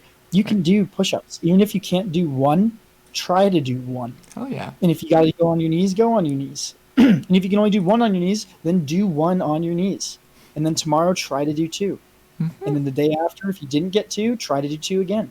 And keep going until you can keep getting more repetitions. And Oh you're yeah. going to see the results, right? You're going to see the difference in your body. You're going to see the difference in your mood, the way you feel, the way you carry yourself. Everything's going to change. And I just want people to realize that that is so addicting. Ooh. That feeling is like chasing the dragon because Hell you start to see your body change. You see the proof in the pudding and you're like, wow, it's working. And I didn't even do that much yet. And then once, of course, you get a little more into it, that's when you start to incorporate these, these plans. And do I go by a plan? Absolutely. At Oh, this yeah. point in my life, yes, I go by a plan. I've been working out for over 10 years now, um, very consistently on and off. I have different plans for different goals. If I want to just maintain the size I have, keep the strength, and get a little skinnier, I have a plan for that. If I just want to get absolutely fucking bigger than a boulder, I've got a plan for that. Um, and those things, they're very basic, believe it or not. It's like once you learn one plan and you understand why you're doing certain exercises, you can really just come up with your own shit Yeah. in certain way, shapes, or forms. It's almost like Legos, right? You're just building. Legos. It really is. It's like, okay, I'm going to use this workout for this muscle and this workout for this one and this one and this one. And you put together a plan like that and you do it yourself, right? It Mm-hmm. becomes very simple. But Oh that yeah. fear of like, I need a trained professional to show me what to do. It's like, no, you don't, champ. No, You you think don't. that the Olympians and the gladiators and these people that went to war and fought with their strong muscles, you think they had a workout plan with gym equipment? No, sir. They were just doing something instead of nothing, Mm-hmm. right? Right. Over and over and over again. That's all it was broken down to. Grumpers. Okay, Yes, they Grumpy did. says yes, they did. Yeah, they did. Oh They yeah. did to a degree. They didn't have the same equipment and fucking plans that we have today, right? Right. They had Jeez. a training regimen. Yeah, they did. And what was that training regimen? It was doing something over and over again, multiple times. It wasn't doing, bench press at a certain rep range for a certain number of sets to achieve a certain physique so you could swing a sword a certain direction. It was not like that. I'll tell you that much. It was not Repetition. that scientific. Exactly. Yeah, Repetition. it's repetition and discipline. Mm-hmm. And one does breed the other, right? One Right. does breed the other. You do it enough times in a row. What is it? 2 weeks to create a habit, I something think like so. that. I forget. I really Yeah, forget. That's actually how they trained gladiators. Oh damn it. Maybe. you get the point. You get the point. Even if I'm factually wrong, you get the point. You get Yeah. the point. Yeah, yeah, you get the point. Okay. Not bench press. God damn it, Grumpers. Okay. Okay, dude. Hypothetically, if you could change one thing about yourself, what would it be? If I could change one thing about myself, what would it be? Mm-hmm. I think I think the one thing I would want to change.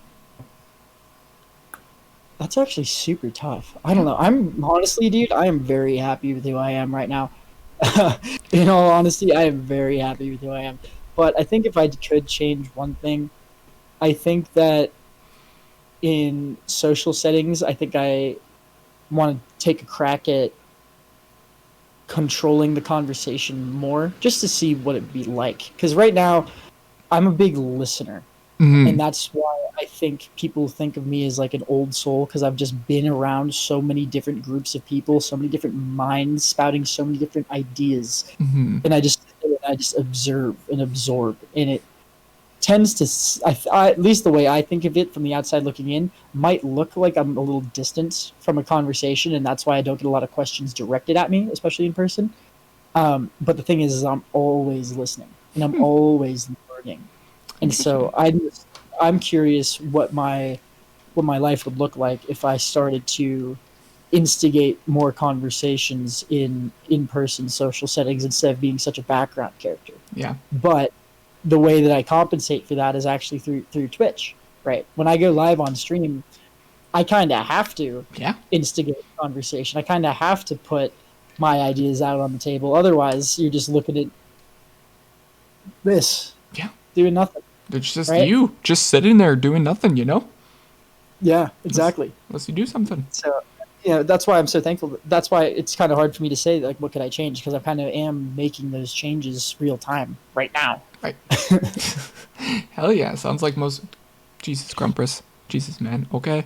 Listen, dude. Sounds like drill streams true. True.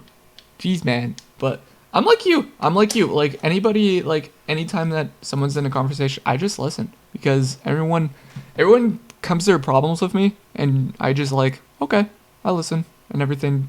Then I give my feedback later, but like mainly anybody. The thing is, like anyone likes to just give me their problems a lot for myself.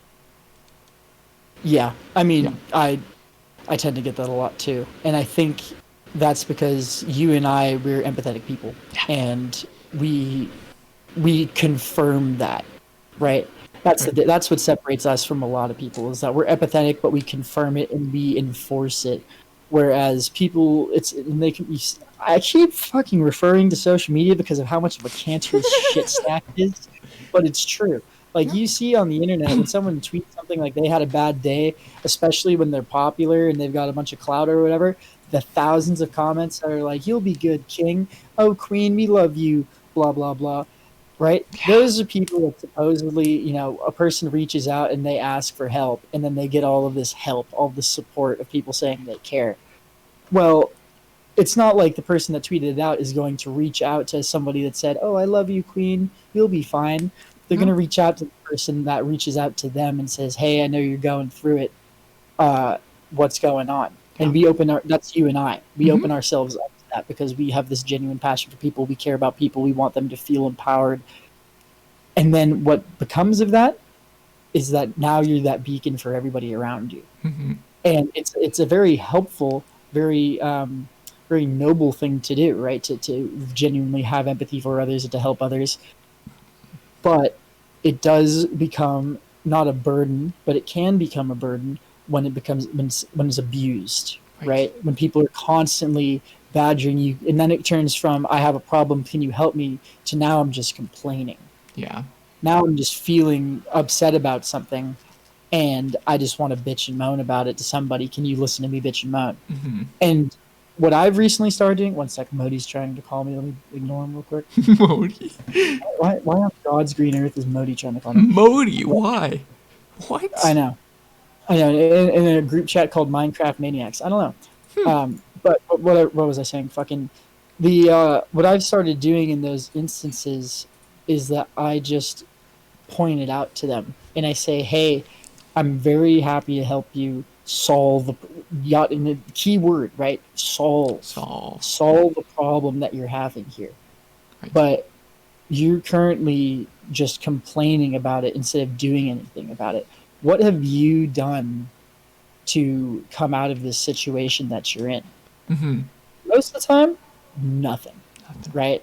Nobody's done anything. They just have a problem. They want somebody to solve the problem for them. And am I happy to do that time and time again? Yeah, sure. Yeah. I'm happy to like lend a hand, help out, solve a problem. But what I feel, and this is kind of the way that I spin it, is yeah, I could help you solve this problem, right? Kind of comes back to the teach a man to fish thing. I could help you solve this problem, but will you truly feel that gratification? Will you feel empowered? Will you feel better about yourself having this problem vanish? Or would you feel even better having the problem be solved because you were able to do it?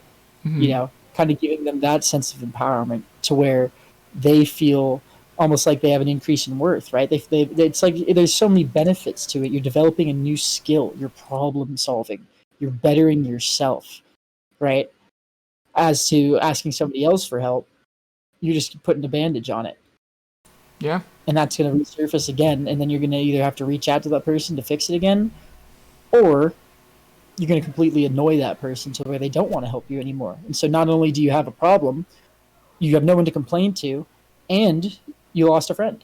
Mm-hmm. So, try to take a step back, look at yourself, and ask yourself, is this something I can solve myself, or do I need help? And if you need help, get help. Yeah. But don't just be a person looking for a quick answer, a quick bandage, right? Got to Right. think long term solution, Oh yeah, self dude. improvement. Self improvement. Live by it. Work. Put it in yourself. Live it. Yeah. Breathe it. Own it. There you go. Yep. Um. Well, I got a lot of stuff, sir. But what's on your bucket list for yourself? I'm looking at Grump Harris's question right now. Don't you think if they knew what to do, they'd be doing it? Yeah. Yeah, of course. If anybody had the answers, they'd be able to act on the answers. But here's the thing that I want you to think about there, Grump Mm. Harris. There are people that do know what to do, but they still don't want to do it for XYZ reason. Yeah. And a lot of it can come back to laziness, which is most of the time. But it's kind of coupled with frustration, right? They're so frustrated with whatever they're going through that they just want it to like poof, vanish, go away. and that's fine. Everybody's like that to some degree. I'm like that in some instances too. I'm like that. But poof, vanish, go away instantly does not yield long-term results, right? It's the bandage thing again. Mm-hmm. So it really comes back to getting to know yourself, understanding yourself, being able to problem solve, that you achieve a long-term solution. Now that I'm done with that tangent, my bucket list thing, Yeah. the one thing I think I want to do before I move on to the next life or whatever happens to me after death, I'd have to say that's something I never really thought about, because there's not just one thing, there's many things, right? I want Yeah. to see so much of the world. Dude, there's so Oh much of the yeah. world I want to see. Hell. I want to spend an extended amount of time in a foreign country. I want to go back to Japan. I want to try to live amongst the people in Japan. Um, I want to, if possible, I want to see the moon. You know, I think that's What? Elon Musk, sponsor me, daddy. I want to see the goddamn moon. Um, What? but I think something I definitely want to do before I move on is leave behind a legacy. That's And great. in that, I mean, I want to leave an impact on people, and as many people as I possibly can. Mm-hmm. And I come right back to it, right? It's that idea of I want people to recognize how I make them feel, right? And Right. if that's empowered, if that's happy, if that's, feeling like they came out of a tough spot, I want them to acknowledge that, and I want them to acknowledge how they make me feel. And the way they make me feel is just having these conversations, even though it might not show in my face, is the most gratifying thing in my life. Really, these conversations, meeting people, empowering people, it does so much for me than anyone could ever really know. So with those two things in mind, what I want out of people and anybody that I come into contact with is to just share that with somebody else, and to empower them, to encourage them to feel those things, and to then move it on to the next person and the next person and the next person. By the end of my time, I want to be able to say that I have X amount of people that are constantly pushing for the empowerment of others. That's what I want. That's what's on my bucket list. Nice. I like that. I like that a lot. See, I'm a simple dude, and I just want to travel. Yeah, I mean, Yeah. travel. I think is something that everybody needs to do, because there's so much about your life that is so centered around where you currently are Mm-hmm. and what you're surrounded by. A lot of it has to do with social norms. A lot of it has to do with your day to day activities. When you go to a foreign country where they operate entirely different from the way that you're used to, it totally changes your way of thinking, and it really, really, really opens up your mind to what is it that actually matters. I think travel has a huge impact on me figuring out what actually mattered to me. Mm-hmm. Actually, Nice. I need to um, travel then. Hell yeah, I dude. would have to agree. I think you need. I mean, America and Canada were pretty much the same socially. I would say Yeah. try to visit. I mean, honestly, Japan. Japan is probably the country that I respect the most from a social aspect. It's the most respectful, the Hmm. most polite, and it's not just like the touristy kind of polite, like "oh, hello, American," like "please buy from my store, please eat at my restaurant, I'm going to be nice to you." Getting to know people, day to day people, it's very uncomfortable to try to do. I'll be honest, because it's basically, if you're afraid of going up to a stranger and saying, "Hey, what's up? Hello, my name's Eagle, and I want to meet you," Yeah. and then thinking about translating that in another language to a person in another country, very uncomfortable. I Very bet. uncomfortable, but so gratifying once you do, Really. because you get to learn so much about that person and the things that they care about. And it really puts into perspective, okay, well, that's actually incredible that this matters so much to you. I never really thought twice about this. Hmm. Now I'm starting to think maybe this does matter to me. Maybe I do give a shit about, I don't know, like fucking the environment for some people, Environment. or like I'm just thinking like blanket terms here, right? You Yeah. meet people that are so passionate about something that it really makes you question, why am I not thinking about this? Why am I not passionate about this? And it's even more of an impact from someone in another country where they haven't seen the same things that you have, right? A lot of Right. your opinions and things you care about are structured by the environment around you, the things that you see on TV, the things you see on Twitter. you go to another country where they don't have the same things you have and they care about some different things, you might find that you don't give a shit about Jennifer Aniston or Kanye West or any of these fucking famous people, and you actually care about your family, or establishing some sort of legacy for your family to carry on, your children to carry on. Hell yeah. Right? Yeah. I like that. It's all about new perspectives. Exactly. Like, one thing I do want to do when I do travel is, like, I thought about this, is, like, kind of like what you do with, like, sponsored childs or whatever. Like, just go in a home or something, kind of like an Airbnb or something, and just follow someone. See how their, like, lifestyle is like. That would be Yeah. totally great to just see their Yeah. culture, their aspect in life and everything. It'd be great. Yeah, I had an opportunity to do that in Japan. I spent a day with a woman that is a chef for a living, Ooh. and I walked through her entire what her day to day looks like, and it was so incredibly different from mine. Not only because of the profession, but based on the interactions, the people that she would meet throughout her day, the things that she would do throughout her day that I had never really paid attention to, praying at a shrine every day. Like, I don't do that, but this is a significant part of her life that she does every single day. She shops from the same market every single day. She sees the same group of friends, same group of people every single day. And then when it comes to, actually working, is when she sees this different variety of people, and the way that she treats each individual person with such incredible amounts of respect, and the sincerity behind it all totally flipped the script on anything that I thought about what would be considered here the service industry. But to me over there, it seemed like I was something out of like a day in the life sitcom or autobiography type of thing. It was a Calm. total different change of pace. Huh? Yeah, could have been. I mean, she was having so much fun doing what she loved to do. You thought it would be a sitcom. Everyone was laughing. Everyone was smiling. It was almost scripted. How enjoyable it just appeared to be, and that's just me observing it as American, right? Right. Wow. That's pretty cool. Dude, how was Japan when you visited? My favorite place on the planet, Yeah. easily my favorite place on the planet. I went last March, not the March that just passed, but the year prior, right when the cherry blossoms were starting to bloom. So the weather was a little colder, but the vivid colors. It was like everything that I wanted Japan to be, and then some, because of the real aspect of it. It went beyond television and cool wallpapers that you see of Japan. It was everything that you could have thought it was, and then more. Nice. Grunt Paris is asking if I've ever been to Italy. Yes, I have. Ooh. I've been to just recently. The year prior to that, I was in Rome, Florence, Naples, Venice, Murano.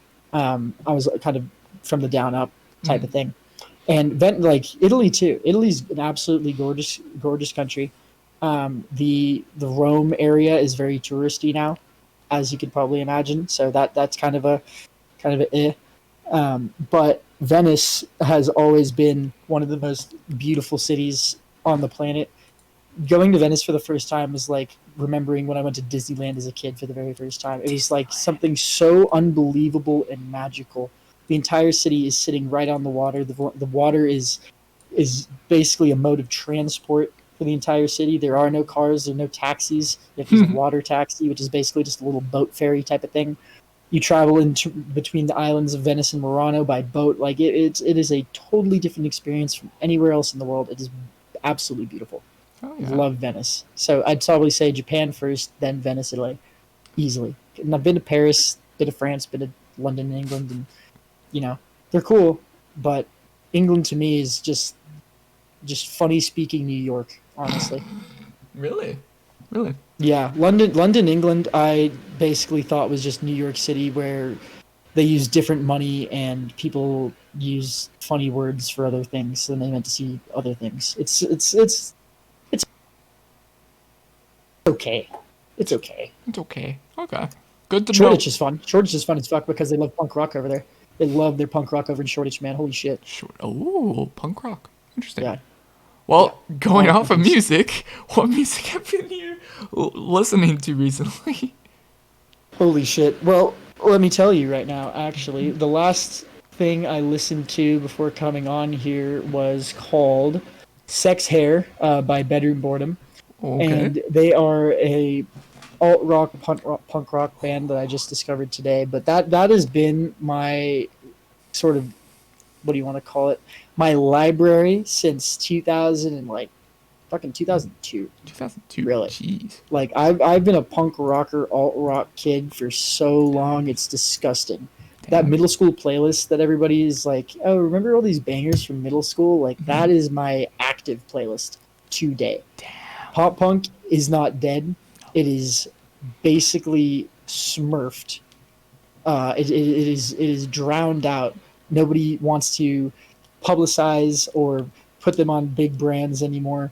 But people are still very passionate about the music. They're still Yeah. pumping it out. You still got newer bands coming out. You have old bands pumping out new shit. It's alive and well, and thank fucking God, Thank God. because I love it. I absolutely love it. Shout out God for that. Hell yeah, dudes. Shout out God for Shout that. out But I mean, God. I'm like one of those people that listens to just about anything and Yeah. gets an enjoyment out of it. I honestly, there's two or three things in music that I really look for. Um, I look for a certain type of drum beat in a lot of my punk rock songs, which is very fast paced because I like to think fast paced. I move fast paced. I talk fast paced. It's kind Ooh. of been my thing for my whole life. Mm-hmm. Other things I appreciate about music is bass lines. So Baselines. I really look and feel, like when I listen to a song and it's got a bass line that really just like rattles my core, even if it doesn't seem like it's that loud or that funky, but the way that the rhythm goes with it, Right. that'll really nail me into a song long term. Like what's the song I love right now? It's called Jesus Christ. It is called, oh, it's called something, Memory Box. Memory Box by the Peter Cat Recording Company. Absolute banger of a song. It's Ooh. 8 minutes long. Bum bum bum bum bum. 8 minutes. Super sick bass line. Jeez. And then I think thirdly, what I looked for is the vocals Yeah. and just the, not even like, cause I look at music and they say the whole thing is like when you're sad you listen to the lyrics, when you're happy you listen to the beat. I always listen for the vocals, for the vocals themselves. I tend to interpret the lyrics here and there haphazardly. I don't really care about them too much as it pertains to the song. When I look at the Mm. music nowadays, it's usually solely based off of how it sounds, not necessarily the story behind it. Right. Um, because if you were to listen to my playlists that I make and you listen to the lyrics, they're actually very dark, very depressing. But they go with very like upbeat, great rhythm, great bass lines, great guitar solos, etc. But they're hidden amongst these sort of like dull, dark, depressed lyrics. And Send so me when I this show my music playlist to later. friends, yeah, no, I got it. I got it pulled up right here. Actually, it's called the Mess Tape. Yo, send me that later. It is I. called the That's Mess funny. Tape. That's Yeah, I will funny. right now. That's funny. Yeah, But for but like, yeah, everybody when I show them my music, they're like, "Yo, how are you not sad all the time?" And I'm like, "I don't know what to tell you. I'm just that's not." funny. That's funny. Like for me, for music wise, I look at what is it as well as like, um, see, I have a wide variety of genres. I've been starting to get into like I love diving deep into new music and new artists and everything. That's one thing I love, love, love, love. And recently, I've not listened to pop punk at all, in my entire Uh life, huh. and I'm just starting to listen to it, and it's very different, for sure, and I'm liking it a lot. Recently just finished Paramore Yep. discography, so that was really really nice. Nice. Um, Hell yeah. so hell yeah, so that's been fun. As for like stuff that I listen to for like lyrical or stuff in music in general, I look into what is it? How are the vocals? Are they clean and everything? Mm-hmm. So like I'm a person that's into metal rock and that kind of stuff. So I love my Yeah. cleans. I love my cleans and that kind of stuff because screaming, there's no point. There to me, I hate screaming because like you do it, you can't hear anything out of it. I Yeah. think. There, you, Yeah. I would agree. what's the point of it in a sense? And I also look into what is it?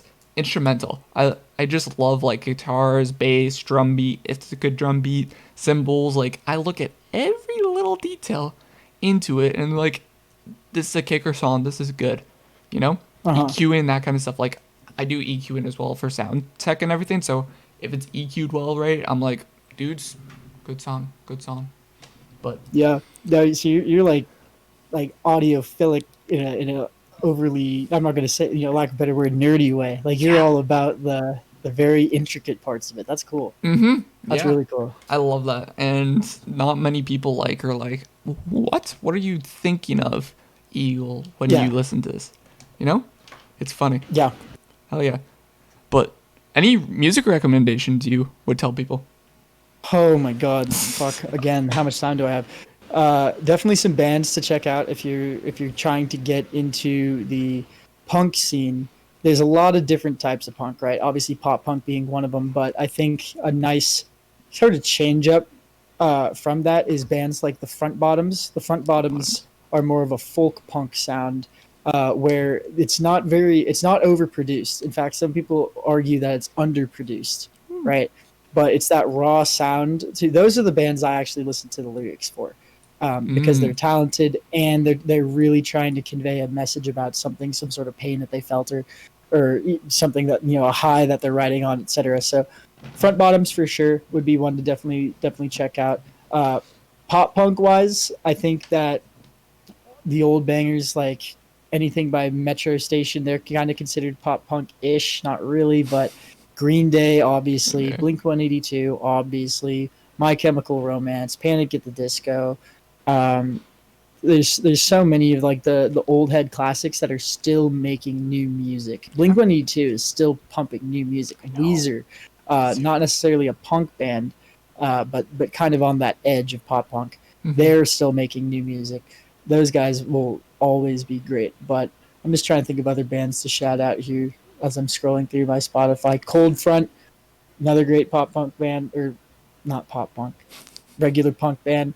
Um, oh my god, I just saw it. I actually listened to. Funny enough, I listened to a lot of Japanese punk. Japanese. Uh, Interesting. Japanese, yeah. I've So listened to what is so it? Japanese metal, not Japanese punk. What? so they're two. Like I love Japan. Like if that makes me a weeb, then I'm the weebiest weeb of all the weebs. But their music is so like it's different, but you can see the similarities, and the things that they do differently work so much better that half the time I listen to is like a punk song from Japan, I'd say that it's a better song than half the ones I hear in the States. The only thing that's separating it is of course the fact that nobody understands what they're saying. Right. So the band that actually got me into punk rock, believe it or not, was a Japanese band. They're called the Pillows. The Pillows. It's a Japanese punk band. When I was a kid, like a little kid, I think I was like fucking, let's see, 2001. It's 2001, 19 years ago. I was 6 or 7 years old. Wait, is that right? I don't know. Yeah, yeah, Right? something like that. 6 or 7 years old, and I was watching an anime before I knew that anime was different from cartoons, and it was called Fooly Cooly. Holy cool. And so it was a coming of age story. It was about a kid. It was about a kid just trying to figure out, all the things that come with growing up. Relationships, what your purpose is, what you care about. Making friends. He idolized his older brother, so it was like I kind of lined up with the main character really, really hard in that point in my life. But the entire soundtrack was done by this band called the Pillows, and they're an old punk rock band. They go absolutely ham. Excellent, excellent, excellent instrumentals, and their live performances are hilarious to me because the drummer looks so old and so leathery, but he is playing like these insane sounding drum sets. But then you watch him do it, and he makes it look like he's not even trying. It's absurd. So they're the guys that got me into the punk rock scene, and then that's when I started listening to more like Green Day and Lincoln Park, not Lincoln Park, Good Charlotte, some Alien Ant Farm for the meme, The Offspring, those guys. Jeez. Yeah, Offspring's good. I love Offspring. I think I just saw Offspring recently. Offspring, Sum 41. Who else? There's Yep, other. There's a, Sum 41's another good one. dudes. I love Sum They 41. yeah, Offspring, they hit at like a really good time. That was like when I started listening to The Offspring. I think is when YouTube started to become a thing, and everybody was posting like music videos on YouTube. And I remember the Offspring's music videos as a kid were like the sickest thing ever. I thought that they were so dope. Like Pretty Fly for a White Guy, hilarious music video, awesome, awesome music video. Made me want to be that guy. even though he was like a total fucking total dweeb. Made me want to be him. Damn. And then fucking Hit That was a great music video. Why Don't You Get a Job? Excellent music video. Like they really killed it during that mid 2000s range. Like absolutely phenomenal, phenomenal artists. Phenomenal. My man. Oh, that's great. I could talk to you about music for hours, dude. Honestly. Yeah. So much. One of these days, I just wanted to talk to people about music. That'd be fun. That'd be fun.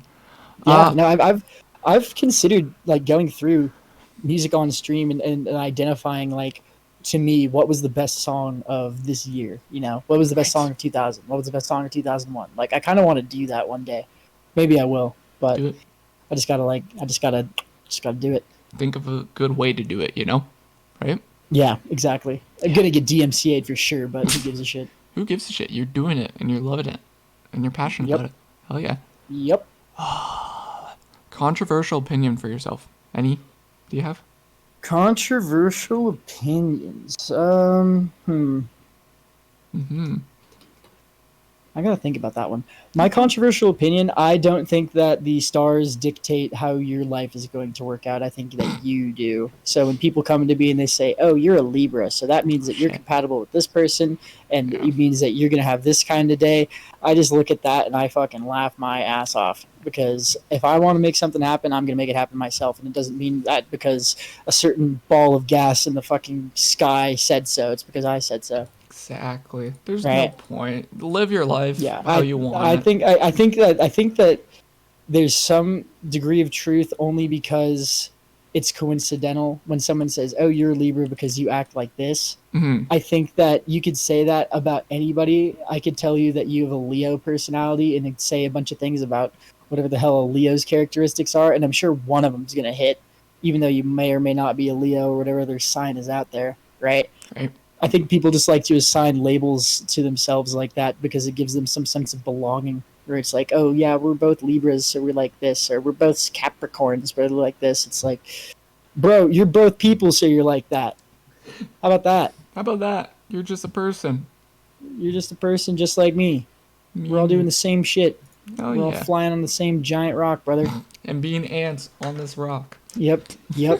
I love that term that you said. That's funny. It's true. It's true. In an alternative universe, you turned out to be a girl. What would you think you would be like? I'd be just like my sister, who is essentially just like me, just a little bit smarter and a little bit cuter. Aww. So, nice. Yeah. Nice, yeah.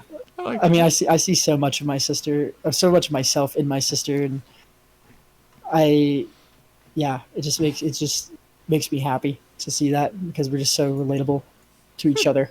We both think the same stuff. We both care and worry about the same stuff. Mm-hmm. So, well, actually, going off of that, anyone in your family you admire or think you did become like? There's like bits and pieces of the different members of my family that I want to take note of and empower within myself, right? So my mom, for instance, is a never back down type of fighter. Like, she will go to the ends of the earth to fight for what she believes in, whereas I tend to fight for things until a certain point, and then I either start evaluating, is this worth continuing to fight for? Like, do I really need to do this? And I usually talk myself out of it. Whereas my mother is tenacious. My mother's absolutely tenacious, and it stretches like to almost unhealthy levels. She will fight tooth and nail for anyone she cares about to make sure that they get the treatment that they deserve. And I totally admire that. My dad, I think I take the most after from a personality standpoint, because we really are, we just get along with just about anybody. We really know how to empathize with others and be a hand to reach out to in a time of need, or in a time you need help. So I think that me and him really align on that, and that's something that I want to continue to empower about myself and strengthen. My brother is a just natural born athlete. Like, the guy is so talented in anything. Like, he picks up on the things that he cares about. He picks up on so quick. He's the fastest learner I think I know in my whole life. if he has a slight inkling of interest in something, he'll go all in and learn everything about it. Yeah. Like he's growing plants right now. He's learning how to grow. He's learning how to grow cannabis. He's learning how to grow zucchini. He's learning how to grow tomatoes. Whereas I could give a shit less how it works. He now knows everything about how they all work, Oh and it's yeah. insane. He wanted to pick up football and become a punter, and now he's an insane punter. NFL grade. That's cool. So I admire that a shitload, and I wish I was like that. Oh And yeah. then my sister has just the most, like, she's got the biggest heart. Like I say that I like to, I care a lot for people, and that's true. I do. What I come to realize though is that I do have a very short fuse for tolerance with some people, where I will dismiss them because of something that they do, right? You Right. could say that it's kind of unforgiving. You could say that I hold grudges. Both of them would probably be a little bit true.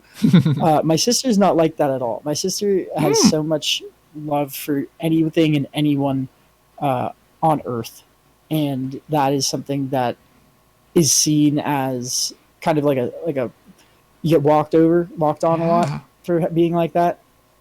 But I admire it. I envy it, honestly, Yeah. because how could you ever be against a person like that? How could Yeah. you have anything other than love and support for someone like that? It's incredible. That's great. I love that. I don't see much of that. Also, hi Cam. Damn. Hey, Cam. Damn. I love that. I love that your sister's like that a lot. Damn. Yeah, You don't I see. do too. Trust me. Damn. Well, if you could talk to your teenager self, what's one thing you would tell him? Cut your fucking hair. Yeah, cut your hair would probably be my first one. Um, don't don't get into a relationship your senior year of high school. That's another good one. Um, How bad was what's that another one? relationship? It wasn't that it was bad, but I was just because I'm too nice Mm. in relationships. I really am, and I'm learning to not necessarily be less nice, but to stand up more for what I care about. That was something in every relationship. I always put my partner first, no matter what. That I needed to stop doing because it was just getting me into a bunch of holes. So I went on a trip with my entire senior class to Mexico. Actually, very fortunate to do that and coordinate that. But I had a girlfriend that was still back at home, and she was younger than me, so she didn't really fully understand um, the gravity of it all and why it mattered to me. So she was constantly blowing up my phone, really keeping me from doing the things I wanted to do. And it's not like a big deal that I didn't get to fully experience it, but like Mm. in that time, I think I would have gotten more enjoyment out of it. Maybe a Right. few more funny stories to tell. Definitely more stories to tell about that trip than I did about the entire relationship. So if I could go back in time, I'd probably tell her just don't date her. Okay. Not worth it. Nice. Didn't learn anything. Didn't learn anything. Didn't. Didn't grow. Right? I Yeah, get that. exactly. Also, thank you so much, Jan, for the follow. Appreciate you. Well, Hog. Pog, indeed. Well, Gio, we have the little segment now where I told you at the start of stream, which I'm shocked Oh we yeah, went shit. 2 hours in right now. Appreciate you for Oh going wow. this long, my man.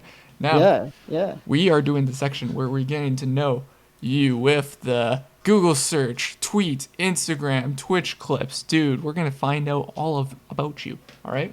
Are you excited? Oh god. How doxxed am I gonna get here? This is the thing. Whenever I do this, I don't want to dox anyone. I try my best to Okay. not do it that shit because there's no point. I Yeah. don't want to get Okay. about that, okay? Gotcha. And Okay. there is shit I've seen, and I will never put it on the internet for you because you will put it out there if you want to, okay? Yeah. Oh yeah, Exactly. exactly. So now, Oof. Okay. Let's see it. Let's see what you got. so all right, let me pull up this good old folder of stuff. All right, we got two pictures that I need to And go you got a for folder. first. Okay. Only Okay. two Phew. pictures, okay? Now Thank God. and then we got to go with the Google searches and that kind of stuff first, okay? Cool. Also, Okay. Cam, exclamation point socials. I think it's social or socials, I forgot. But here we go. Your first picture is you and this chick on the beach with the muscle, your old profile picture. Oh yeah. Okay. So that's an older picture from a couple of years ago. Granted, I still look the same, thank God. But this is actually a friend of mine from that first college I went to. Her name is Isha. She's very sweet. Yeah. She is from the area. and we had gone to Lake Tahoe for the 4th of July. That's why I'm rocking the good old American wardrobe there. Nice. Nice, dude. All Yeah. right. That's a good little thing. All right. Now, Yep. we got our little, I think it's social cam. Let's try that again. I don't know. We Nope. got this thing. Oh shit! Yeah. Yeah. Okay, so that was my trip to Japan, and my brother, he started this. So my brother does not post on social media like at all, Mm-hmm. like at all, At all. right? But when he did, more recently, he was in San Francisco, and he did the touched it meme that you see like all those foreigners do, and you Oh, see a lot of yeah. them like butcher it, but he nailed it, and that was his Nailed it. caption. He said nailed it. So I did that twice. I did it once in New York with the Empire State Building, and then when I was in Japan, that's Mount Fuji in the background. So I tried to translate for the caption, nailed it in Nailed it. Japanese, and of course Okay. it was the literal translation, so it uh, didn't didn't work out, didn't make sense. So instead, I tried to translate it as the expression, and I think when you translate whatever's on there, it comes out to something like strong and successful or something. So if you What? translate the captions like strong and successful, nailed it. And everybody's like, you're Nailed it. such a cocky asshole for being That's strong funny. and successful. It's like, bro, I just translated it from Japanese. Yeah. Good trip. Good Love Japan. trip. Good vibes. Well, that's it for pictures I found on the dark places I found you view. Okay. The dark places. Not the dark places, I'm kidding. The places where I won't dox you, of course, for sure. Okay? Thank you. Thank There you. we go. Okay. Now, we're going to get behind tweets. I dug deep Okay. into your tweets. I'm pissed at you. Okay. Okay? I'm pissed at you because Why? I Because I don't think, have cringe tweets. no, you don't have any tweets. I think you deleted stuff and I can't find anything. Okay? I don't think I've ever deleted a tweet. My Twitter is very new. I I know, made my that's why I'm Twitter wondering because, like, did you have a Twitter beforehand or is this, like, the only social media? this is my first Twitter account. Oh, okay. That's what I was Uh, wondering. Okay. yeah, this is my first Twitter account. I'm trying to think if I had one in high school. I think I used a different app that was like a more local one. It wasn't MySpace? Twitter. No, I had a MySpace. I know for a fact that's gone though. Shit. Yeah, no, this Damn. is my first Twitter. Yeah. Well, So sorry, no cringe tweets. god damn you. TSU? What's a TSU? I don't know what a TSU is. Grimpers. I don't know. But No, that doesn't sound familiar. here we go. Cringe-worthy tweets. During Gondok's interview today, I was called Walmart Brand Summit 1G. Oh Tom Cruise, God, yeah. and that it looks 50 years old. Tom and Summit, I'm gonna ride those out by 50. Come on. Yeah, so that was my first Twitch appearance in front of more than two people. Yeah. So the way that I kind of came up was I was streaming Smash Bros. Nobody was watching my streams. Randomly, some guy came in and was like, "Hey, I think you would, if you want to grow on Twitch, you should join this Discord. Join the Discord." And somebody in there said, "I really like your personality. I think that you should try out and talk to this guy Gondok about getting Mm-hmm. on the Austin show, or the previously named show, but the Austin show." And I'd seen it on YouTube, and I kind of knew what the show was about to a degree, so I was like, "Fuck it, I'll try it." Oh, yeah. And man, I was so nervous going on that show for the first time. Like I went about it like a business interview. I was very like short with my answers, like very respectful sounding, not very casual at Mm-hmm. all. Right. And I didn't know how ruthless chat was going to be. Chat really was like tearing into me about everything I said, and I was looking through it, and I was like, "Oh my god, what are all these comments about Tom Cruise? Like, what are they saying about Tom Cruise?" I'm like, "Oh fuck, they're talking about me." You. Yeah. And then it was Satelliter actually. Satelliter was the one that said I looked like Summit 1G. Who, funny enough, I did not know who that was at the time. Really? That's I had funny. no idea who Summit was because I wasn't big into the Huh. whole Twitch gaming sphere at the time. But then after looking him up and like putting a hat on, I was like, "Oh shit, I do look like this guy. What's his meme about?" And then I found out about the punching the monitor and blah blah blah. Yeah, the only thing that got me upset was the fact that people said I looked like I was 50 years old. I'm like, "Oh, do I really?" Oh No, you god, don't look 50. You look like that's what I said. 30s. I'll say that. You Really, I 30s, look like yeah. I'm 30. You look like in your 30s for sure, dude. That's the thing. Damn. You have an older face. I get that. That's fine. Like, I thought I had a younger face. Fuck me. no, like, I think you have an older face. Like, for instance, like myself, I have an older face as well. People will say, "Yo, you look like you're in your late 20s." I'm like, "Fuck no." Yeah. Shitty. Okay, I get what you mean. I get what you mean. Yeah. And what the hell, Grumpus? Good thing you'll have the same face in your 40s. Yeah, true. That'll be good. True. I'm also gonna have all my hair. I have the thickest hair and the smallest forehead, dude. I'm gonna have hair until I'm dead. I'll be Ooh, 6 feet under for 20 years and I'll still have hair. hell yeah, dude. Same. I'm gonna be good with hair. I just like wearing a hat for stuff. Anywho, so we got Yeah. next tweet. Claire's a little gnarly, but she's done. You're gaming PC. Yes, dude. My first PC yeah. build ever. Dude. I've always been a console gamer, primarily Nintendo titles, obviously Smash Bros. And the like. And after coming to Twitch, finding out how many people are so obsessed with PC and PC gaming, I thought it was about time. When else am I going to do this? When else am I going to actually switch over to PC gaming? Right. So I reached out to a couple buddies that have been PC gaming for years, a couple of my buddies that are engineers, and said, "Hey, I want to build a PC. I want to get into PC gaming. Like, what do I need to know, and what kind of parts do I need?"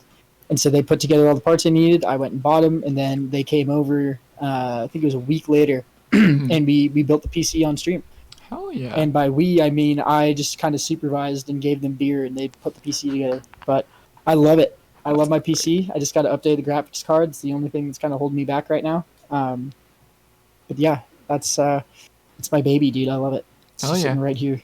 That's great. Grumpers, I don't know. I think so. You could check, but who knows, sir? So we got another tweet, sir. And this one is a funny tweet. Health is wealth. How am I doing? Gordon Ramsay. Yes, I tried to get Gordon Ramsay to respond to one of my tweets just being absurd. So, no surprise to anyone, that is fried rice, or what is supposed to be eventually fried rice. You can get it at we have a grocery store called Safeway out here. I don't know if you guys Yo, have it we up have there. Safeway. Hell yeah. Okay, yeah. So Safeway, they have the I think that's PF Chang's is the restaurant. They have their frozen fried rice. So I literally just took it out of the bag. It was frozen in a cube. I stuck it straight on the pan, and I usually put eggs in it, for extra flavor, extra taste there. Yeah. And I just thought it would look funny. See what Gordon Ramsay would say. That being said, he did not respond, so I will never know. You'll never know. Maybe one day. Yeah, maybe one day. Maybe one day you meet Gordon Ramsay and show him, hey, dude, what do you think of this? What do you think of my chicken fried rice? What do you think of my chicken fried rice? Hell yeah. Hell yeah. All right. We got one more tweet, and then we got Instagram, and then we got some Google search and Twitch. So here we go. Your last tweet that I dug up is, you replied to me. You ever meet my friend Owen, Owen13? Who's Owen13? Who the fuck is Owen13? Who the fuck? You were 0-13, dude. 0-13 means 0 and 13. 0 kills, 13 deaths. Oh my god, dude, did you not get it? Oh my god, you've been sitting on that for this long and you didn't know it? Oh my god. That's been since June. That's been since June. That is the sweetest win I've ever gotten in my life right there. Holy shit. You didn't know. You didn't know. El No Sabe, he didn't know, dude. The hell, dude? Yes, that is 0-13, is in 0 kills, 13 deaths. Yes, that is from when we played Valorant with Henny and the boys. The good old days, dude. I miss Henny. Yes. I miss Henny. I miss Henny too, dude. I miss Henny. He's been. Dude. I see him. I open up Valorant sometimes. I see his tag there. I throw him an invite and never answers. But I know he's grinding. He's doing something. He's doing something, dude.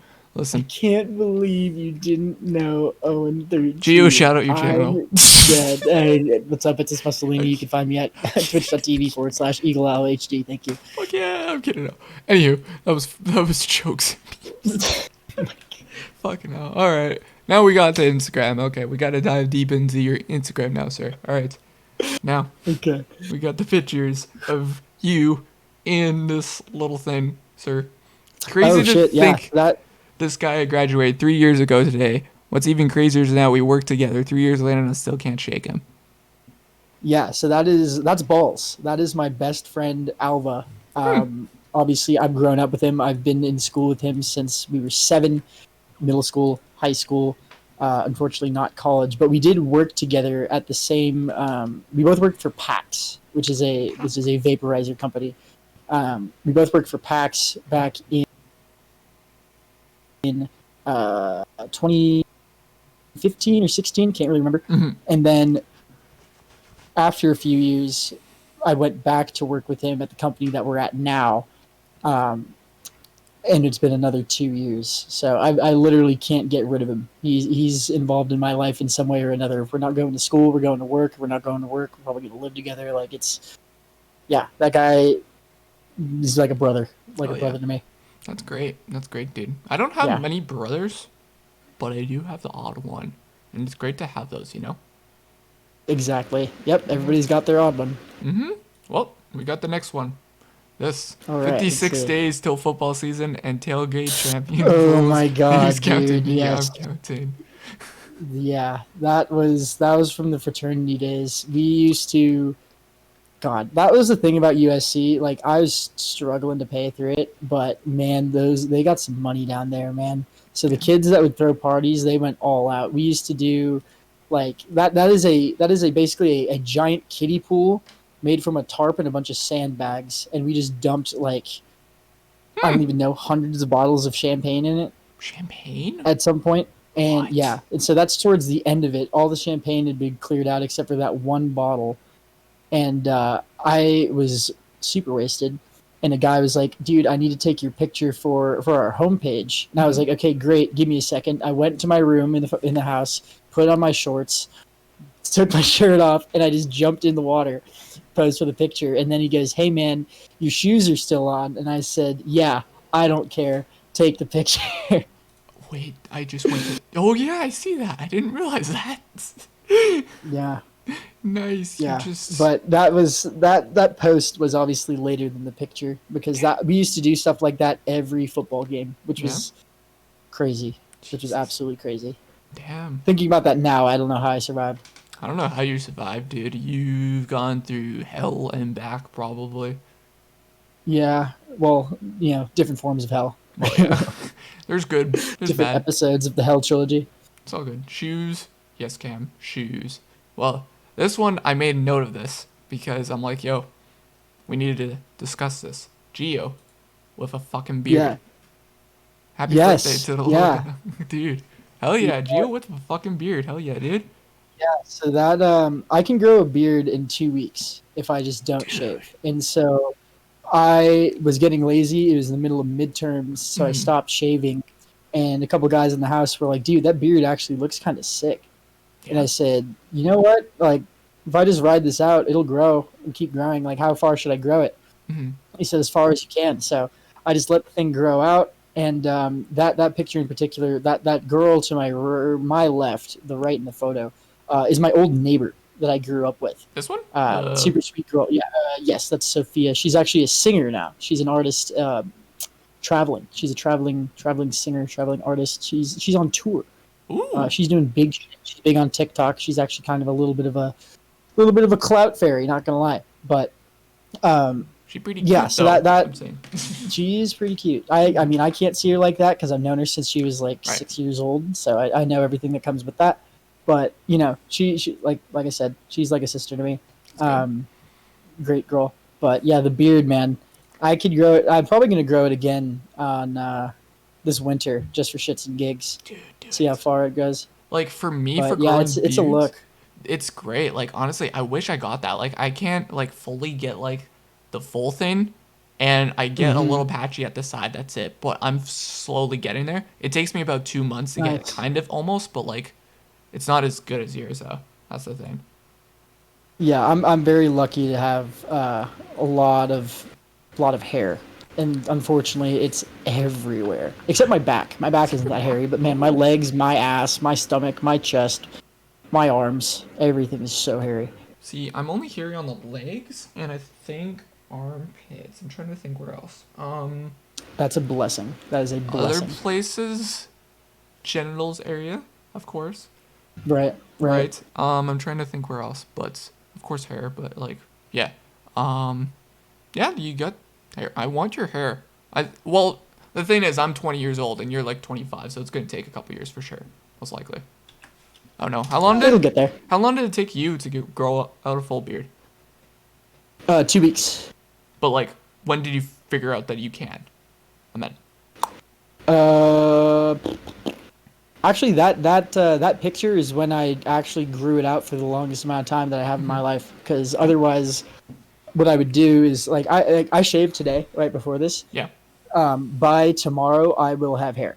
Jesus. It won't be very noticeable, but it'll be like you could tell that there's obviously a difference in color. You can tell the difference in color right now. It's like 5 o'clock shadow almost. Yeah. But give it 2 days and it starts to look kind of like ashy, dirty. You know, so like the hair is getting a little bit longer. The color is so dark that you can see most of it. So when I was growing up and going through puberty and starting to grow facial hair, I was like, ooh, it looks like dirt. I gotta shave it off. Gross. Yeah. So that had been the first time that I actually just said fuck it and just didn't shave for 2 weeks. Jeez, nice dude. So, I like beard Geo. You need to do that. I want to see you with that. Maybe this winter. Maybe this winter I'll just grow it out for shits and gigs. I grew it out again this year. Back in was it last year? I grew it out like kinda ish, like pretty recently. Not nearly as far as I've grown it in the past, but I want to say back in like November, I had it really long again. I went to a wedding and I remember I had very short hair on my head and the hair on my chin was actually longer than the hair on my head. What? That's nice. Yeah. Dude. Yeah. Geo with hair. We need to make that trend, guys. Okay? Geo with hair. Geo. Bearded Geo. I'll bring it back. I'll bring it back. We got the last photo from Instagram. The balls from yes. This is a good picture of you. Yes. I like this. Thank you. Yeah, no, so there is Team Labs in Tokyo is an art exhibit they have a couple different themes. I think they change them out seasonally. But this was the planets exhibit. This is just one room. So in the entire exhibit, you go room to room with different art pieces that are inspired by space, but it's all very interactive.